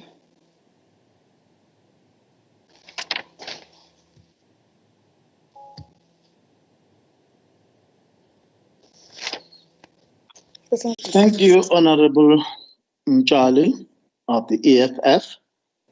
We are now moving to Honorable Mavuso of the African National Congress, who will be speaking for 10 minutes. Thank you so much, Honorable Chairperson, honorable members, ladies and gentlemen. Honorable Chairperson, social development is the most critical department that deals directly with changing people's lives for the better as resolved by the ANC. Hence, we'd like to go and respond to what Honorable Rabi, together with Honorable Mjali, raised.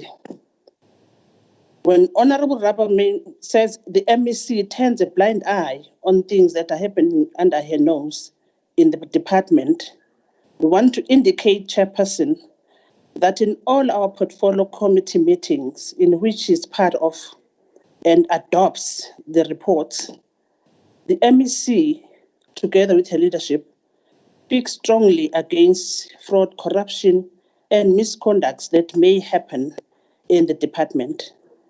And she further indicates that heads must roll and consequence management thereof should apply at all material times. So she's totally not speaking truth to power when she says the MEC turns a blind eye. We want to congratulate the HOD in the department, and we believe that the appointment of a permanently appointed HOD is indeed going to make a difference, as they will be leading as a collective. We wonder why, Chairperson, the DA is so obsessed with the elections. They are talking about the elections, something that we haven't thought of as yet. It's like they're afraid that they're going to lose ground, as they have already lost ground. So we'll all go and campaign as political parties, because this is politics, Honorable Chairperson. When the DA, through Honorable Robert, speaks to malnutrition of the children, DSD deals directly with ensuring that no child or any vulnerable group goes to bed on an empty tummy. So there is no such that she speaks of. She further speaks, the Honorable Rabba speaks to the NGOs that have no monitoring tool. Honorable Chair, I want to indicate as the African National Congress that the department has come up with a tool that is monitoring all the NPOs, and it has 14 typologies that are used by the districts, and those districts report on monthly basis, and it has a 10-point plan. When Honorable Mjali speaks about the issue of blankets, we know, Chairperson, that due processes are followed, and we believe in the investigations. And as the ANC, we are awaiting the report, since we know that this is a matter that is sub judice, so we don't want to go there and speak about it. Honorable Chairperson, the ANC has noted that there is a poor coordination in the province amongst the government structures and leadership, where the DSD is contributing to poverty alleviation through the implementation of community nutrition development centers that are skewed in some municipalities. We thank the department for ensuring that the poorest of the poor is catered for in these CNDCs that are in the most deprived areas, as identified by the South African Multiple Index, which is updated on a 5-year basis by the Statistics South Africa. We commend the vision of the department that ensures that each local municipality is going to have a CNDC to cater for the needy. Another challenge, Honorable Chairperson, is that whilst the National Development Plan projects to eliminate the lower bound poverty line, which is currently at 40% of the people of this province, this 40% translates to about 4 million people, whereas the department is only able to provide food for about 13,000 individuals per annum. This therefore indicates that there is not enough funding for poverty reduction in line with the National Development Plan projections. The department must have a plan and be able to move from being limited to social issues and be developmental in nature, so that beneficiaries in the CNDCs have sustainable livelihoods through trainings and become independent, even when they have exited the centers, than receiving food. Other relevant departments, Honorable Chair, must come on board and work together with DSD to attain its mandate of being developmental in nature. Honorable Chairperson, the department should improve from infrastructure projects, and the head of department should give the portfolio committee a progress report of a meeting held between the HODs of both departments, that is social development and that of public works. Chairperson, Honorable MEC, we eager investigation report on the procurement of blankets in the department, as this is a much talked about issue. The portfolio committee will also appreciate a turnaround report or a return report about the number of contracts and their details and the specifics of how much did each company get to distribute food in the financial year. Honorable Chair, we commend the department for employing plus 183 social workers districts to respond to the problems, including the provision of psychosocial and ongoing counseling, prevention and awareness programs to gender-based violence victims. We are aware, as the portfolio committee, that cases of gender-based violence have reached their peak during. So the department must ensure compliance of the 2% regarding the disabled in terms of employment. We apprise the department of the fact that there are social workers that are sitting at home, especially those that have got bursaries from the department. And we have confidence, in particular as the ANC, that the department is going to come up with a plan to ensure that they are indeed getting employment, and this gets addressed through their plan that will be talked to in the portfolio committee. Honorable Chairperson, the department received a carry-through funding of 50.12 million in 2017-2018 from the previous provincial cash resources relating to 6% increase for the NPOs, with Inkululeko Elderly Day Care Center benefiting about 1 million rand. Inkululeko is a vast project, Honorable Chair, in Ndumo area in Umkhanyakude, with a complex that is divided into 7 sections. The process of the handing over of the site must be finalized so that the youth of Umkhanyakude benefit, and the time frames of the 31st of May may have lapsed and have been hampered by the lockdown. That is why, Honorable Chairperson, as the ANC, will welcome progress reports on the following issues through the department: that the procurement of the relevant equipment for both sick bays that are ECD and elderly daycare centers be provided, the cleanliness of the facilities and the training of the ECD practitioners, and the progress on the utilization of the fully equipped offices by SASSA and Home Affairs, though we are aware of the undertaking by SASSA to utilize the facility on a weekly basis. Honorable Chairperson, we note the budgetary constraints that the department is faced with, particularly to the fact that 64.2 million force cuts 1 minute left experienced by the department, yet the department needs about 8 million rand per month to provide meals to the needy through SRD and the CNDCs. Honorable Chair, the ANC supports the budget. I thank you.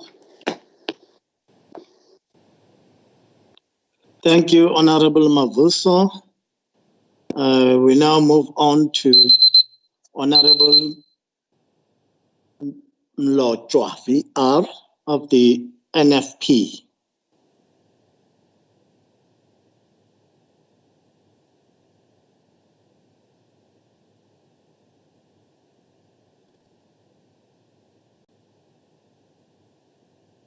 Honorable Mlotshwa of the National Freedom Front. Can we quickly move to Honorable Takurash Pansi while Honorable Mlotshwa may be preparing himself? Thank you, Honorable Chair. Thank you, Honorable MEC Khoza, our dedicated Honorable Chairperson for the long committee meetings. Due to the challenges the COVID-19 lockdown measures placed on vulnerable groups, our deepest condolences to families who have lost their loved ones. Thank you, Honorable Premier, for intervening with other spheres of government to ensure that our people were assisted with food security parcels during this health crisis. DSD faced huge challenges because of the volatility of factors that led to emergency decision-making for interventions to prevent hardships suffered by the homeless, senior citizens, women and children, whilst mindful that the major focus was to stop the spread of the coronavirus. External challenges were faced by homes for the aged, shelters, rehabilitation centers, in terms of social distancing, food and other essentials like blankets. Given this synopsis, the Minority Front accepted the budget presentation was always a work in progress. The biggest challenge MPLs faced was a confusion arising from fake postings about services DSD was offering and contact numbers. The fourth quarter expenditure as of March 20th was affected due to the lockdown measures. Hence, in future, it is very important that DSD must undertake in Program 3 to develop a disaster management training program for all officials. This must also involve strengthening communications and networking with volunteer organizations. The EPWP program should be constantly reviewed to untap our people's capabilities, providing them a platform to improve social development indicators. Honorable MEC, the MF called for the creation of a 24-hour call center which can be managed by trained EPWP workers, especially from the disability as well as the LGBTQI communities, turning temporary to permanent jobs. Honorable members, this COVID-19 pandemic should have alerted us to other neglected groups in our communities, and these are widows and their children, the unemployed due to business closures or downsizing, and the need to create these grant types, which will have positive consequences for social development.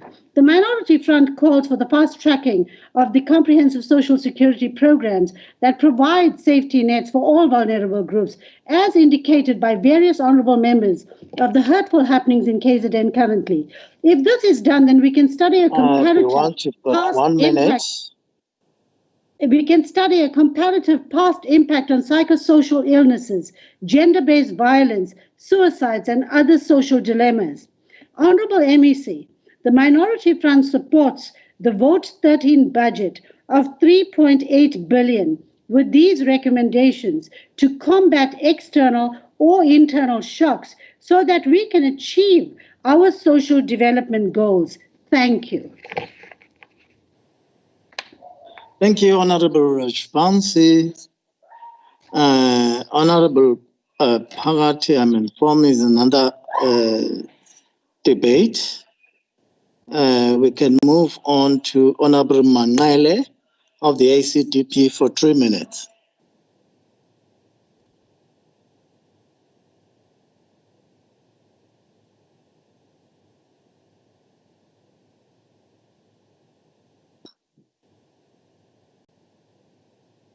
Honorable Manale, it looks like he's not also in this debate. We can move to Honorable T.S. Mjali of the African National Congress for 10 minutes.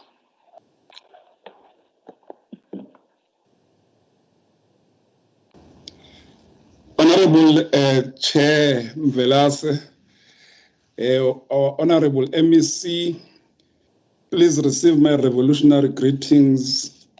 I will first want to start in trying to understand, I'll reflect on some difficulties I'm experiencing from the side of the DA. You know, you have people who comes here, they raise an issue of not voting for a budget that must assist the most vulnerable. but they want to project themselves as people who care about the poor. I mean, really now. How do you refuse to endorse a budget that must assist the vulnerable of our people? But yet you are also the same person who's saying that you are fighting for the poor. You can't have it both. But this is a reflection which confirms whose interest are you supporting. This is a reflection that confirms your constituency.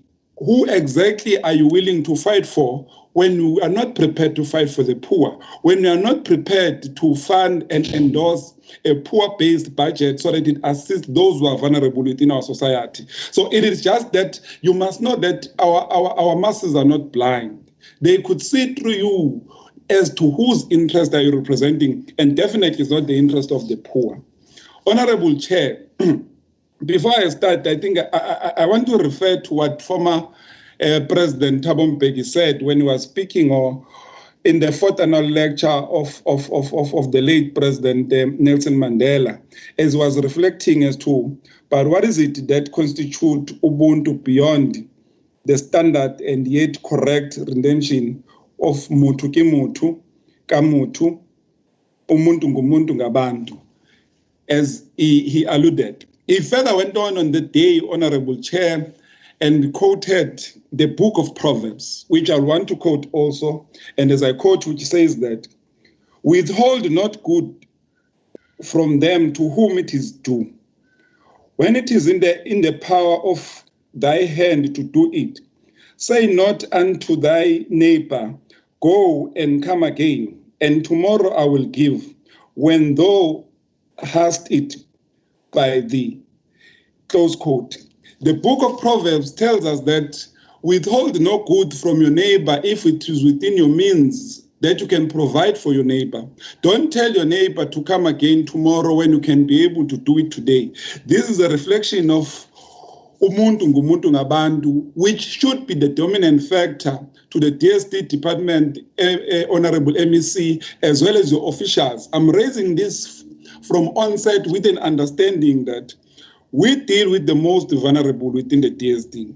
And we should never tell them to come back tomorrow when it is within our hands to be able to assist them. We should be driven by the principle of Batupilo. We should confine ourselves within the book of Proverbs, which says that don't tell them to come back tomorrow when you can be able to assist them today. We are gathered here today, Honorable Chair, on the month of June when we are celebrating the youth of 1976. We must, but today, considering that we are facing the COVID-19, celebrate those young people who are workers, those young people who have been working during the lockdowns to ensure that our people get their necessary services. We must celebrate those young people who are social workers, who are doctors, who are officials from the DSD, who have worked tirelessly to ensure that our people don't go to sleep without food. We must celebrate our young soldiers. We must celebrate our young police officers. We must celebrate those petrol attendants. We must celebrate those young workers who work in retail shops so that we get the necessary food for us to keep us going during this lockdown. And we must dedicate this youth month to them.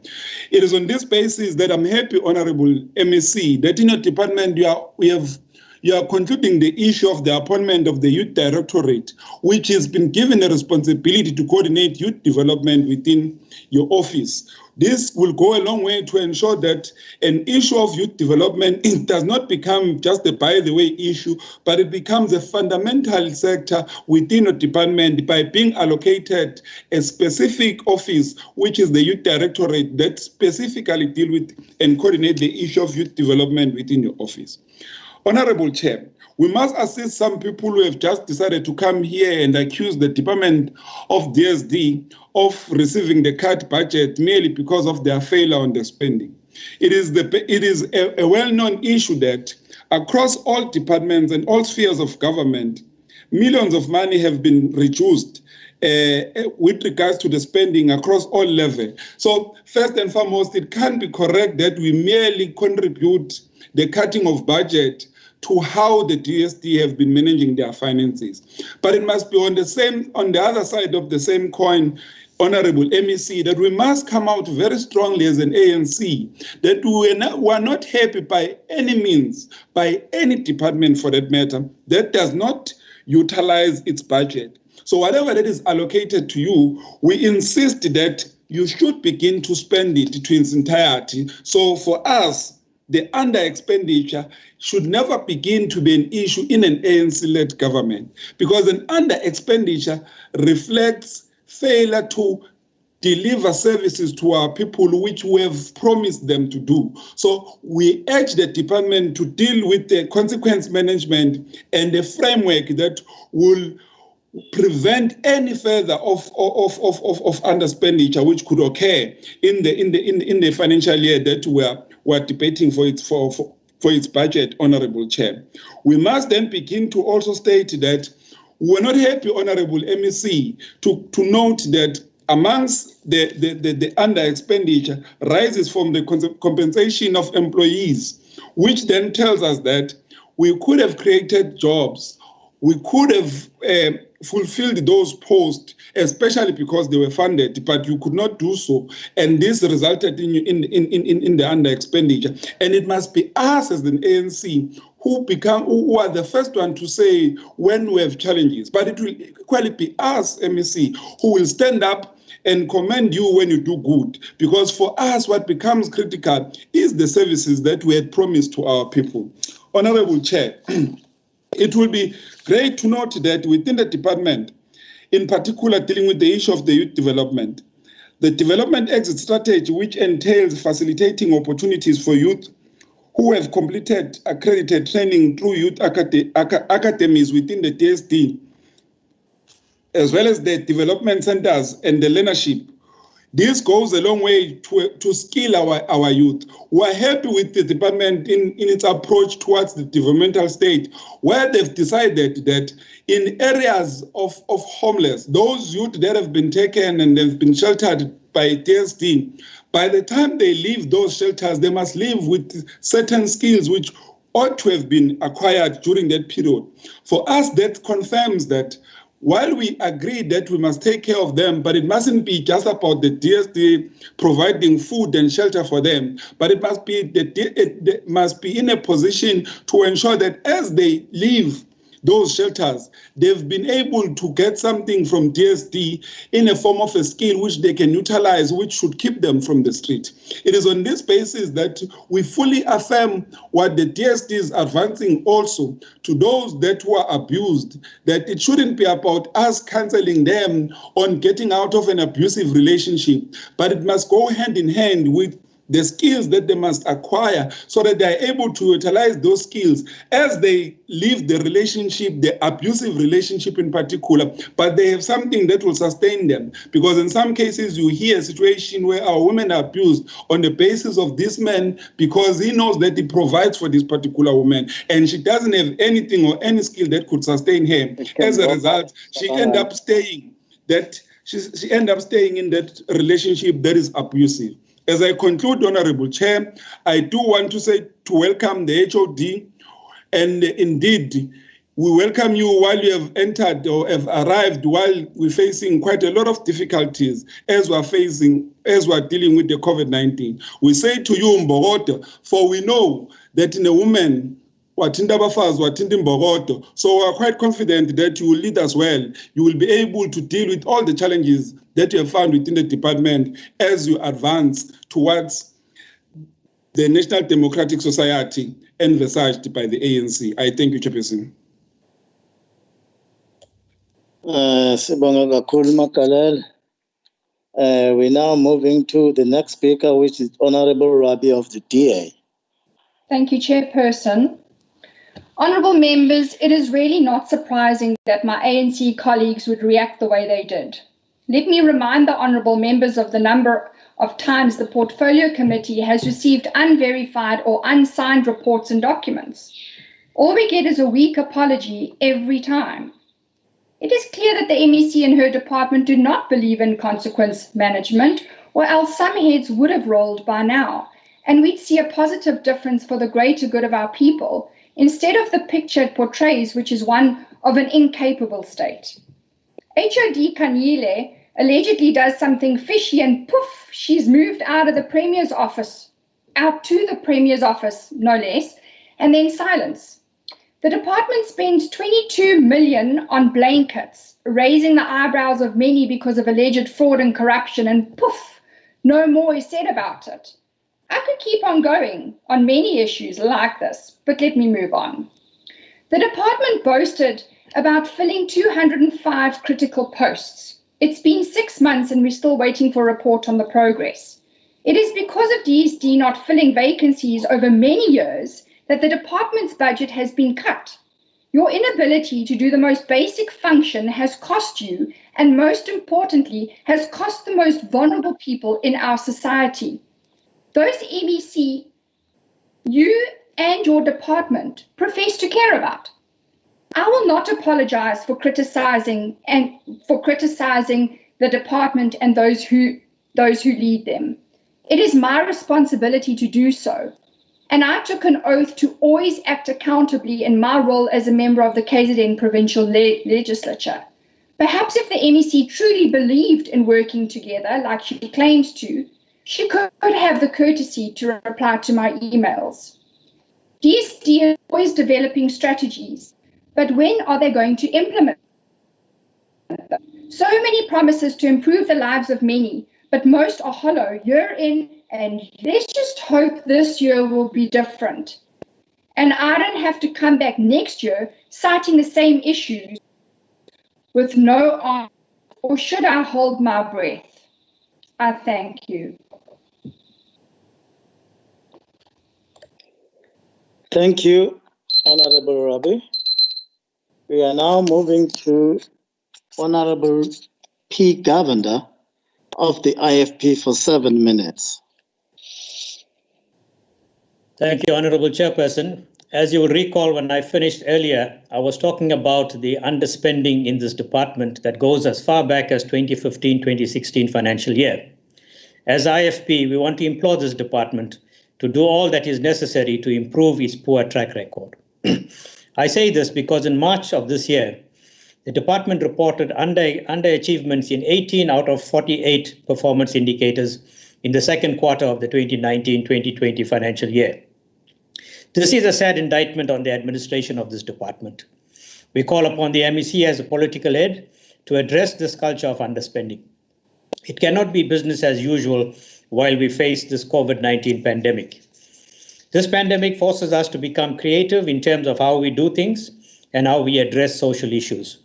But it seems as if there are those who are using this global pandemic as an opportunity to abuse public funds to enrich themselves and certain connected companies. I am saying this because the department has admitted to procuring 22 million rand worth of blankets, allegedly without following proper tender processes. Blankets that would normally cost between 150 and 200 rand each were purchased at a cost of about 600 rand each. When I questioned this in a portfolio meeting, the response was that people need to be treated with dignity. Honorable Chairperson, I do understand the issue of dignity, but I do not believe that dignity comes at such a high price, nor that it should be associated with corruption. We appreciate the swift action by the Honorable Premier to institute an inquiry into this matter and welcome the input by Honorable MEC Pillay this past Tuesday that the report will be ready to be handed to the Premier by the 15th of June this year. Let me remind the department that the IFP will not forget such transgressions and will follow this until those responsible are charged and convicted. Let's not go on protecting corrupt individuals, especially when indigent people are crying out for help from government. In this regard, Honorable Chairperson, the Active Citizens Movement, the Ahmed Katrada Foundation, Corruption Watch, among many other institutions, wrote a letter to President Cyril Ramaphosa earlier this year. And I quote, we remain wary of the vultures waiting on the sidelines to use the suffering of people to steal, loot, and manipulate policy procedures and democratic processes for their own benefit. These vultures do not care if the economy collapses, if we head towards a kleptocracy, if repression and disorder indeed become the order of the day, or if millions of children go to bed hungry. Their sole interests revolve around securing power from which to operate and stuff their greedy pockets. If we fail in our duties to protect the public from these corrupt vultures during this time, we lose the last fragment of hope that we offer to the people, unquote. At a meeting of the Portfolio Committee held on the 17th of March this year, I asked the department and SASA whether there are plans in place to ensure that the payment of social grants in April will be done, taking into account the safety of grant recipients, especially the elderly. The committee was given the assurance that there are meetings that will take place to address those plans. But what we saw at the beginning of April and May was that there was utter chaos at pay points. We are concerned about the failure to ensure that social distancing guidelines are adhered to during social grant payments. The National Department of Social Development and SASA have really frustrated our people with the poor planning and the rollout of the 350 Rand Social Relief of Distress grant. The contact numbers and email address given often crashed. I understand that there is a long and thorough verification process involving SARS, the UIF, and NSFAS, as well as SASA, before applicants are approved. And I hope that deserving people will now begin to receive their SRD grant during this month. We must acknowledge with thanks the increased assistance in the form of social grants being given to pensioners as well as other grant recipients for the next 6 months, as well as the 350 Rand SRD grant. While speaking about assistance to destitute people in our province, the IFP is deeply concerned about the alleged political interference in the distribution of food parcels. Allegations of councillors and their so-called volunteers distributing food parcels to members of a certain political party cannot and must not be tolerated, and on this issue, the MEC seems to agree with me.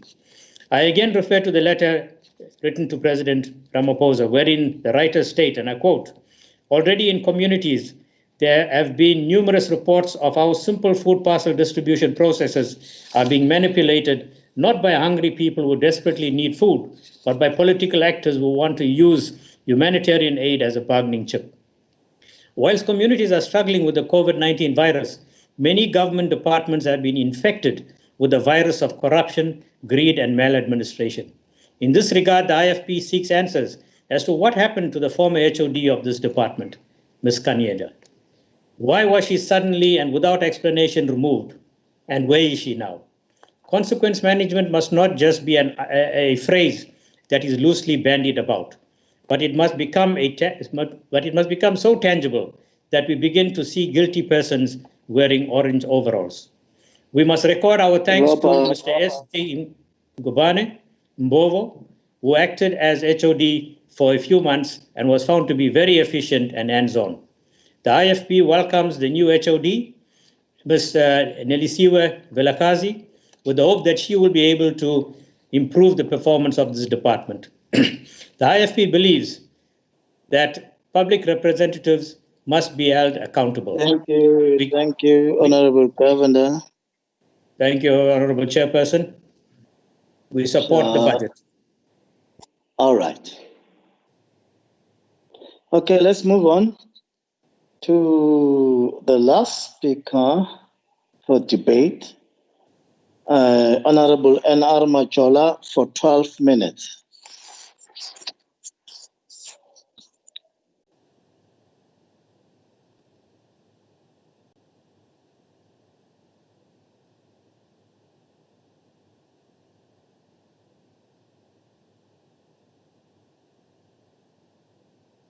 Honorable Nomakiki. Thank you, Chair. Chairperson, members of the executive, members of this House, MEC for DSG, Honorable Nonhlanhla Khoza, departmental officials led by HOD, guests, ladies and gentlemen, I greet you all. Thank you, ANC, for having confidence in us. I cannot start whatever I would have started without saying something to this little cat. The reason we talk of social transformation, Honorable Rabe, as ANC government, we are addressing all the anomalies that were created by your grandfathers and your grandmothers. Talking about shelters, I fail to understand what do you know about shelters that seek to bring the dignity of an African child. We have families who did not even bury their members, who died in the hands of your forefathers. When you are talking, standing up in front of us, talking about the ECDs, the thing is, you stand firm and talking about the ECDs. If things would go your own way, you would stop or ban all the efforts that seek to bring and mold an African child to be equal to the challenges that you have created. We are clear about how your apartheid ensured that even a dunderhead with ABGA score of 0 is kept in sheltered employments. Asilibalanga nto. Ungasiqali. The disparities we are dealing with are the disparate actions of your apartheid government. I am hearing you quoting Nelson Mandela. I want to come to you with a contradiction of what you have said. A quote that was done by Nelson Mandela on the freedom. He opens the quote, "I am prepared to die." He wrote that when he was in the dock at the opening of the defense case in the Rivonia trial. The question is, why was he accused? Why was he the accused number one? If today you are capable of standing up in front of us as the ANC government, telling us about things that we think we are not doing well for our own people, that you have put them in a very, very difficult situations for decades. Without wasting my time, it's only 2 months when we have just buried our cadre, a person who was fighting for the liberation of us as African people, Chris Hani. He also died in the hands of your uncles. And today you are coming up. If things could go your own way, you would like to see his kids suffering as you have been doing throughout these years. Chairperson, point of order, please. There's no point of order. She's not the presiding officer. Why is she saying there's no? Hello? I think I was a presiding officer. Okay, can we behave and then allow the speaker to continue? Point of order, please, Chairperson. Okay, Honorable Rogers, which point of order? Chairperson, the order is that the honourable member is misleading the House and also raising under Rule 66 that the member cannot accuse Honourable Rabe's uncle of murdering an ANC leader. She has absolutely no evidence that the person linked to Chris Hani's murder is related to Elmer Rabe. I mean, it's ridiculous. It's absurd. Can I ask you to rule on it, please, Chair? Thank you. Yeah, we'll make a follow-up on that. No, I want you to rule on it. I don't want you to follow up on it. By the end of this meeting, I want you to rule on it. You're chairperson. I'd like you to rule on it. Whether, in fact, Elmer Rabe's uncle murdered Chris Hani. Okay, Honourables, He's in jail. You can withdraw that. Thank you, Honourable Chairperson. I withdraw that. Thank you. Honourable Chairperson, as the Portfolio Committee, we are here today presenting this budget vote, drawing on the rich legacy of Comrade O.R. Tambo, for it is him who, in his address on the occasion of the 25th anniversary of the OAU in Arusha, Tanzania in 1983, prophetically declared that, open quote, as we mark this historic occasion of the 25th anniversary of the AOU Liberation Committee and its 50th session, and cast our eyes west into the Caprivi Strip and Namibia across the Limpopo into South Africa, we see the tree of freedom rising in all magnificence, watered by the blood of our own people and nourished by the victories that the people of our continent have scored during the last quarter of a century. There will be no 50th anniversary of the Liberation Committee to celebrate, and no 100th session, because long before then, we shall all meet in a liberated Namibia and liberated South Africa, together to attend the urgent question of the rebuilding of our continent as a zone of the prosperity, peace, and friendship among people. Slapper was corn. Indeed, after Comrade O.R. Tambo's poignant speech, our country began the long walk to freedom from his painful past. Today, while we acknowledge that the nation task of building a human society envisaged by O.R. Tambo as espoused in the National Development Plan is still work in progress, we take great pride in our achievements. Chairperson, we stand here in pain seeing our country faced by such a pandemic of coronavirus that caused COVID-19. This has directed our government towards repurposing and engaging all available public, community, and private sector capacity to rapidly scale up the public health system. There is one thing certain: health service is at the center in managing the upfolding curve of the pandemic. Every pandemic hit hard on communities, meaning that at the societal level, COVID-19 can spiral up deeper into fragmentation and individualism, especially if we're still having such honorable rabbi, and can also spark a growing spirit of collective action if we can unite social solidarity and a fresh clarity about sustainability of our unequal society. The department has received its appropriated budget of 3.8 billion, which is 261 million more than it received 2019-2020 financial year. In the sense of budget cuts, department was reduced by an amount of 26.5 million, which equates to 0.69 of the total budget allocation for 2020-2021. The cuts will be effective against the compensation of the employees across all 5 programs. The conditional grants on early childhood development has increased with the objective of expanding the program more to rural communities as a departmental priority area. Chairperson, the NDP obliges us to develop strategies and programs to ensure minimum acceptable standards for all citizens. In line with that, the social sector has intensified its efforts to deliver better results for vulnerable groups such as children, orphans, older persons, patients with chronic illnesses, and people with disabilities, as enriched in the Constitution. Having said that, specifically talking about children, the department has an obligation from the National Development Plan that all children should enjoy quality and accessible services and benefits aimed at facilitating access to nutrition, the nutrition that now that saying our kids are malnourished, the healthcare, education, and safety. This is being done through comprehensive poverty reduction premised on a life cycle approach.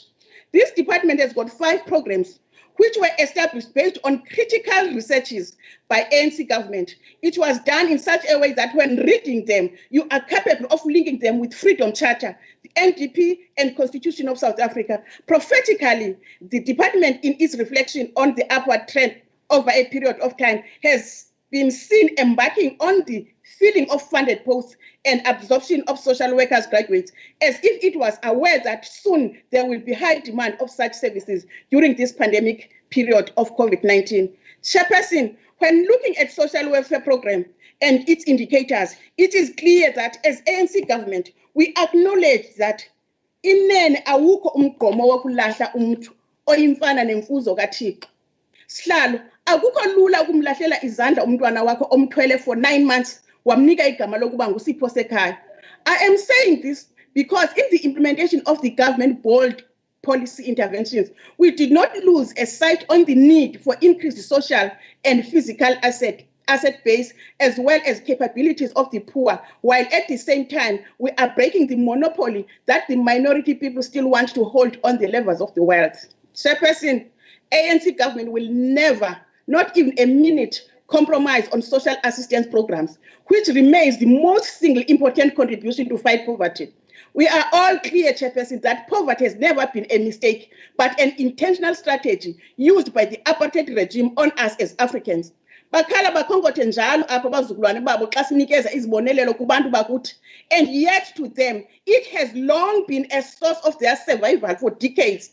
Isidima esisinikeza abantu bakuthi ngokuthi apho sebengasenabani wakubagcina bafumane intukumalo kumakhaya apho bagcinwa khona. Simile sizoqhubeka nako njengoko bona ondlebe ezikhanya ilanga kukudala babexhamla kulo ma programs like eMbango Valley and eAnnelie Haven in Port Shepstone. Phofu benakekelwa ngabazali bethu. Premier, please support this department in ensuring that at least each district has got a dignified shelter for our vulnerable groups, especially abantu bethu abadala. The one that is in Ward 24 of Renkonyeni municipality in Ugu, and the one Esembali Mgungundlovu. Siyacela zakhiwe in such a way that they are the homes that will be able to give dignity to them for our vulnerable groups. Ewe bazamile abantu bakuthi besithi benza okuhle ngokugcina abantu abadinga usizo. Kodwa the technical know-how and norms and standards are not even anywhere to be closer to normal architectural norms. Kanincede niphuthume Mdengentonga. In doing that, following the procedures niyobe nisindise imiphefumulo emininzi yelizwe lakuthi. Ndiselapho ndikhumbula amazwi kaTata uSobukwe xa esithi, I open quote, the wheel of progress revolves relentlessly and all the nations of the world take their turn at the field glass of human destiny. Africa will not retreat. Africa will not compromise. Africa will not relent. Africa will not equivocate. And she will be heard. Remember Africa. Close quote. Program 3, honorable members, deals with children and families. Chairperson, as ANC government with a vision, when we looked at the amendment of 1997 white paper for social welfare, we were aiming at the legislative framework which seek to change the welfare to a state, the welfare, social welfare to a state of developmental program. Declaration of Early Childhood Development Program members is indeed a public good with the focus on the first 1,000 days. This has proved to have a profound impact on a child's ability to grow, learn, and thrive, and also have a long-lasting effect on a country's health and prosperity. This is supported by an increased budget allocated to it. But Chairperson, as good as it is, if we as the transformers of our country's acts and regulations, we fail to play meaningful oversight to this department, all efforts of implementing best policies will be vulnerable to a lot of corruption. Senvala Stalo, let me just quote our former ANC president, the late Oliver Reginald Tambo, when he was discussing with his colleague Sam Njoma, the late former president of SWAPO, open quote, if at the end of our struggle, South African women and those of Namibia are not emancipated, we will have not finished our work. As ANC, we support this budget and we will roll and roll and roll. Thank you, Chair.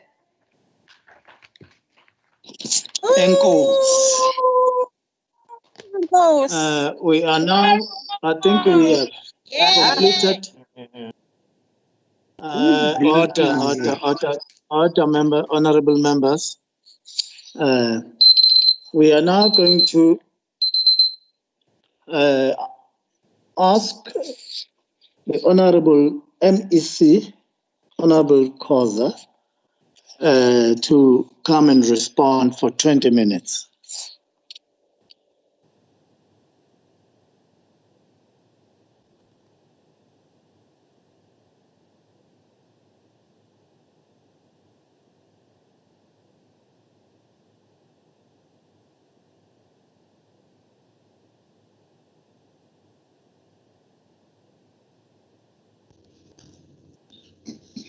Thank you, Honorable Chairperson. I thought you will be adding some minutes which were left, about 3 minutes which was left from the previous one. Thank you to all honorable members who participated in this debate. And I want to welcome constructive criticism and progressive comments from honorable members. And Honorable Chairperson, I've seen that other honorable members have taken me back to a classroom whereby I'm supposed to teach. Especially, I would like to welcome the comments by Honorable Mbathacele. Yes, Honorable Mbathacele, COVID-19 came as a shock to us, and it was unbudgeted for. We need all communities to intensify the fight against gender-based violence. We concur with you. And concur with you in saying we need to make all the efforts in addressing disability employment. In terms of post-advertised, yes, we do concur with you. We need to give and ensure we give adequate support to disabled individuals. Honorable Chairperson, Honorable Governor, officials, yes, officials who are found involved in corruption, we are very much decisive. We are going to deal with them, and we need to wait for that one, which is an investigation by Honorable MEC Pillay. On the kid who was found wrapped in a blanket in Chatsworth, it is a disgrace for us as social development. With all the opportunities provided, you have an opportunity for doing legal abortion. You have an opportunity of doing legal adoption. So that kid had a number of opportunities, and that is violation of her rights, his or her rights. We are going to send the team of social workers to look at the condition of that kid. I want to thank all honorable members, as I've alluded to, who participated, especially for your comments, Honorable Mbathacele. On the post, we have ensured that we re-advertise the post to ensure that we give adequate application for disabled individuals. We wanted them to apply. We re-advertised in ensuring that. Unfortunately, we couldn't receive enough. On the same vein, we made a ward level identification of individuals on that one. But to our amazement, we received the details of each individual with the contact details of a councillor. Remember, councillors are elected, they come and go. For each member, disabled member, we were expecting to receive the real contact details of a disabled individual. So we were waiting for that. Honorable Governor, we have done our recruitment processes in line with 152 posts which have been already filled. I'm being told 120 has already been filled, whilst the 30 are in the process.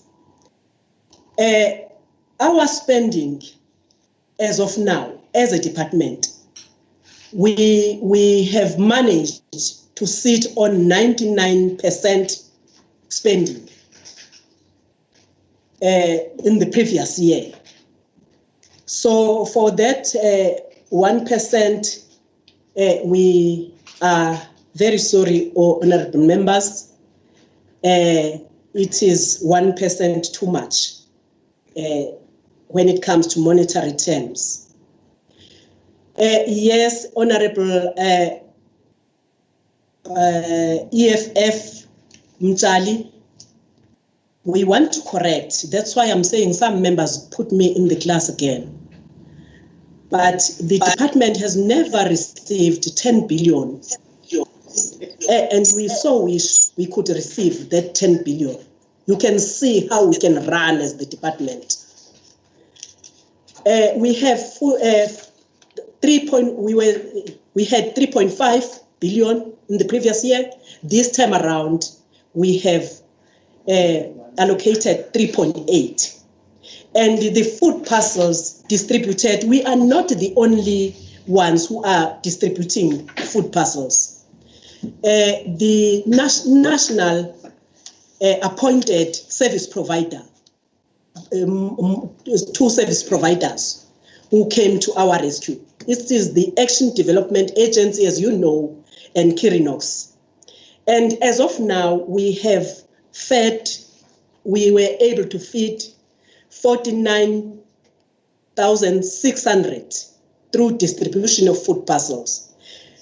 And the 22 million rands blankets is the issue which is under investigation. But we are prepared to deal with that. Honorable Chair, I'm very much eager to respond to the Honorable Rabe. The listening is a skill.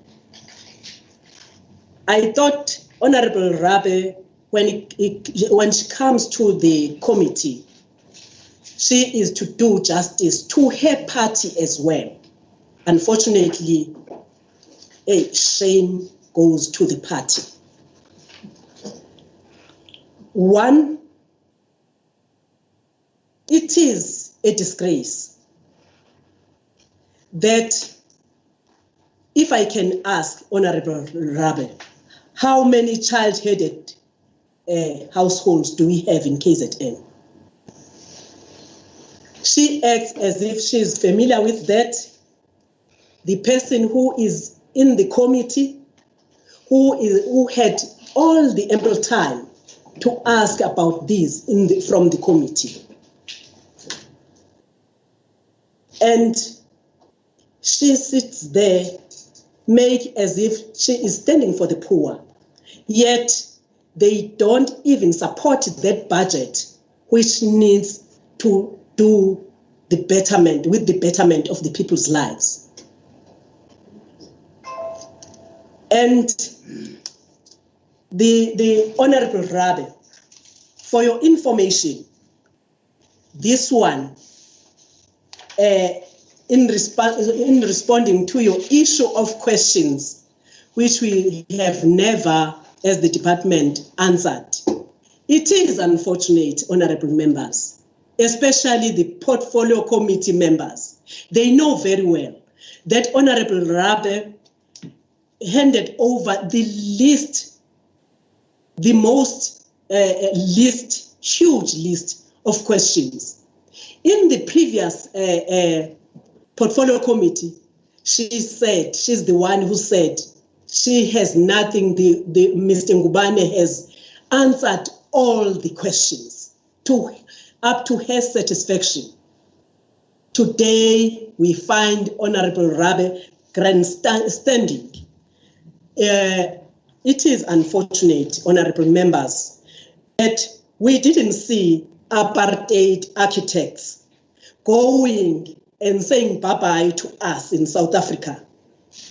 We thought they will be transformed whilst they are here. But I see there's an ugly face which keeps on showing that they are here and are with us to stay. Because today, most of them are fighting, because most of the NPOs have been run by the whites. Now there comes the previously disadvantaged entering their space. No wonder they are this angry. And let me assist the Honorable Rabbe, who has just put me in a classroom again. I didn't think I'll go back to the classroom. As per the most recent register of legislature questions, I can confirm that we have received, as a department, we have received a number of 17 questions between July 2019 and June 2020. All of the 17 questions were answered to. Out of the 17 questions, I received 10 questions from Honorable Rabbe, and all were answered to. This is per the register of questions compiled by the KZN legislature and submitted to us. I'm so disappointed to have an honorable member. I don't know whether I must call her honorable. I'm so disappointed for her to mislead the nation. She must go to learn. To be allowed into other the questions, yes, Honorable Mavuso. Yes, voice. The committee, Honorable other MEC. people are sent to portfolio committees, but not do justice. Yes, I concur with you, and we are prepared to improve on infrastructure projects. Honorable MEC. But yes, I want to concur with the honorable members and add in saying the honorable MEC, by law, she does not interfere with procurement processes. Order. By law. Honorable As of now, can I interrupt you? With Honorable MEC, can I interrupt you? Order. The disaster management training for all officials. Yes, Honorable MEC, may I we interrupt need you? to look at that, because beyond COVID-19, we must have to go into the classroom have life. The MEC is not listening. And with Honorable MEC, can I Rajbansi as interrupt well, due to the nature of business of the department, dealing with vulnerable groups, the call center is managed by qualified social workers. That is our call center, due to the nature of work. I want to say that to Honorable Rajbansi. Honorable MEC, can I interrupt you? Okay, Honorable Roger. Chairperson, can I again stand on Rule 67? The MEC is misleading the House.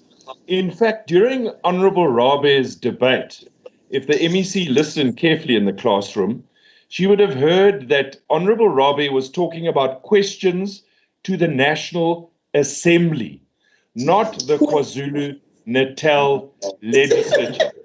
I challenge the MEC to go back and listen, pay attention in the classroom. Thank you, Chairperson. Okay, I think the MEC have heard that. Can we allow her to continue? Not the KwaZulu-Natal. Thank you. Thank you, Honorable Chair. Thank you, Honorable Chair. Some of the answers just become a blow below the belt to some individuals. I'm sorry about that. Honorable Mchali, not, yes, Honorable Mchali of the ANC. We need to do better on compensation of the employees. But due to recruitment steady process of recruitment campaign, of recruitment of processes. Our acting HOD was applauded by the portfolio committee in saying he got into a strategy of operation more. We hope with your support, Honorable Mtshali, we are going to do that as well in trying to fill the 142 posts. Remember, we had 152 last time, these which we are filling as of now, and we are remaining with 142 now, which is an ongoing to fill in. Without further ado, yes, I want to make a commitment to you. I'm sorry if there are questions I have not been able to answer, but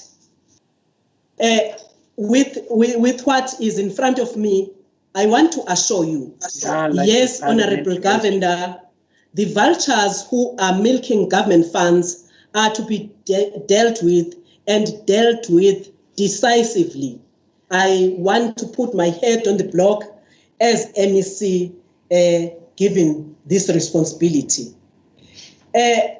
Honorable Chair, we want to remind the House that we have a huge responsibility, and it's not been the responsibility of the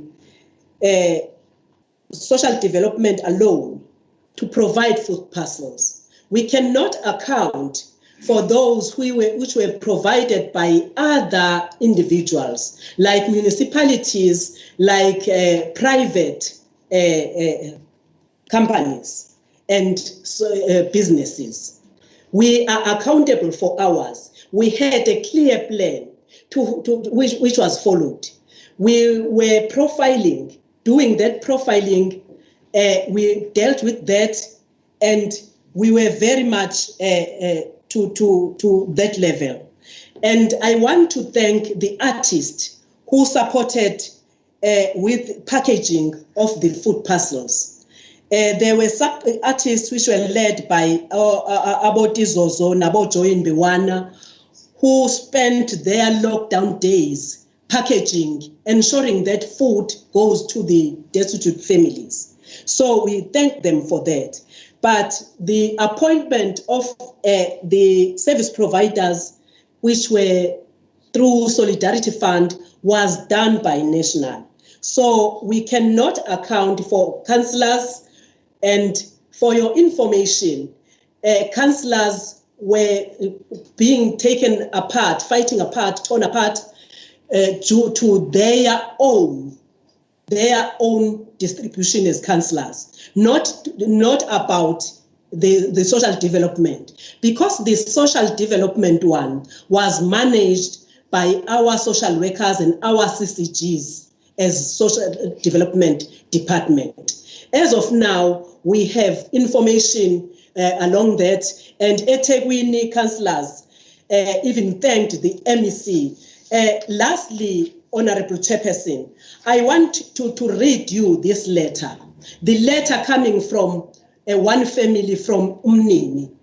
The letter says, from Ugogo wasemnini. Firstly, Nokbonga. Nokbonga is the PA to the MEC. Firstly, Nokbonga, I would like to thank Usis Nokbonga, the private secretary to the KZN MEC for Social Development, for passing my email to the Honorable MEC, Mrs. Nonhlanhla Khoza. I was sad and my heart was full of pain because of what was happening to my grandmother. But today, she has a smile on her face. Thank you to Mrs. Khoza for passing the email. My grandmother is so proud again to be a South African citizen. All the sadness and pain she encountered subsided when she saw her matter being attended to so quickly. From now on, she will enjoy her pension and she will have not to stress about her pension being compromised. Mrs. MEC, you are the one who put the smile back on my grandmother's face. You see, Magogo, akumele bathwale icala.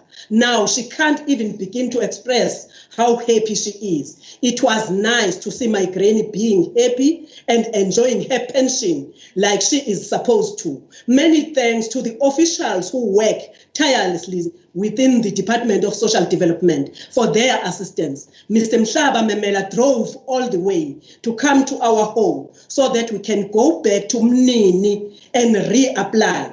Mr. Dennis Sengwa from SASA, who made sure that he calls the meeting with my grandmother so that our matter can be resolved, as well as Mr. Dumisani Sigelin, who made it possible for my sister Tembeli Shengit to get the amount of money she deserves. It is a great pleasure to feel safe and free, as well as to be respected in our government facilities in our times of need. Siyabonga Mama MEC, sithi nje nyawolude ukhule ungakhokhobi uqhubeke nemisebenzi yakho emihle. Mama MEC, thank you for bringing smiles of my family back. Siyakuthanda, regards Nonhlanhla Ngidi. Thank you, Honorable Chairperson. Thank you, Honorable MEC. And that brings us to the end of our debate stage. Esithemba ukuthi ke sesobonana kusasa kwi-sports nakwa-scopa. And thank you for your behavior. Nilale kahle. Udelelile, khona umuntu odelelile la. Bye. Till tomorrow. See you all tomorrow.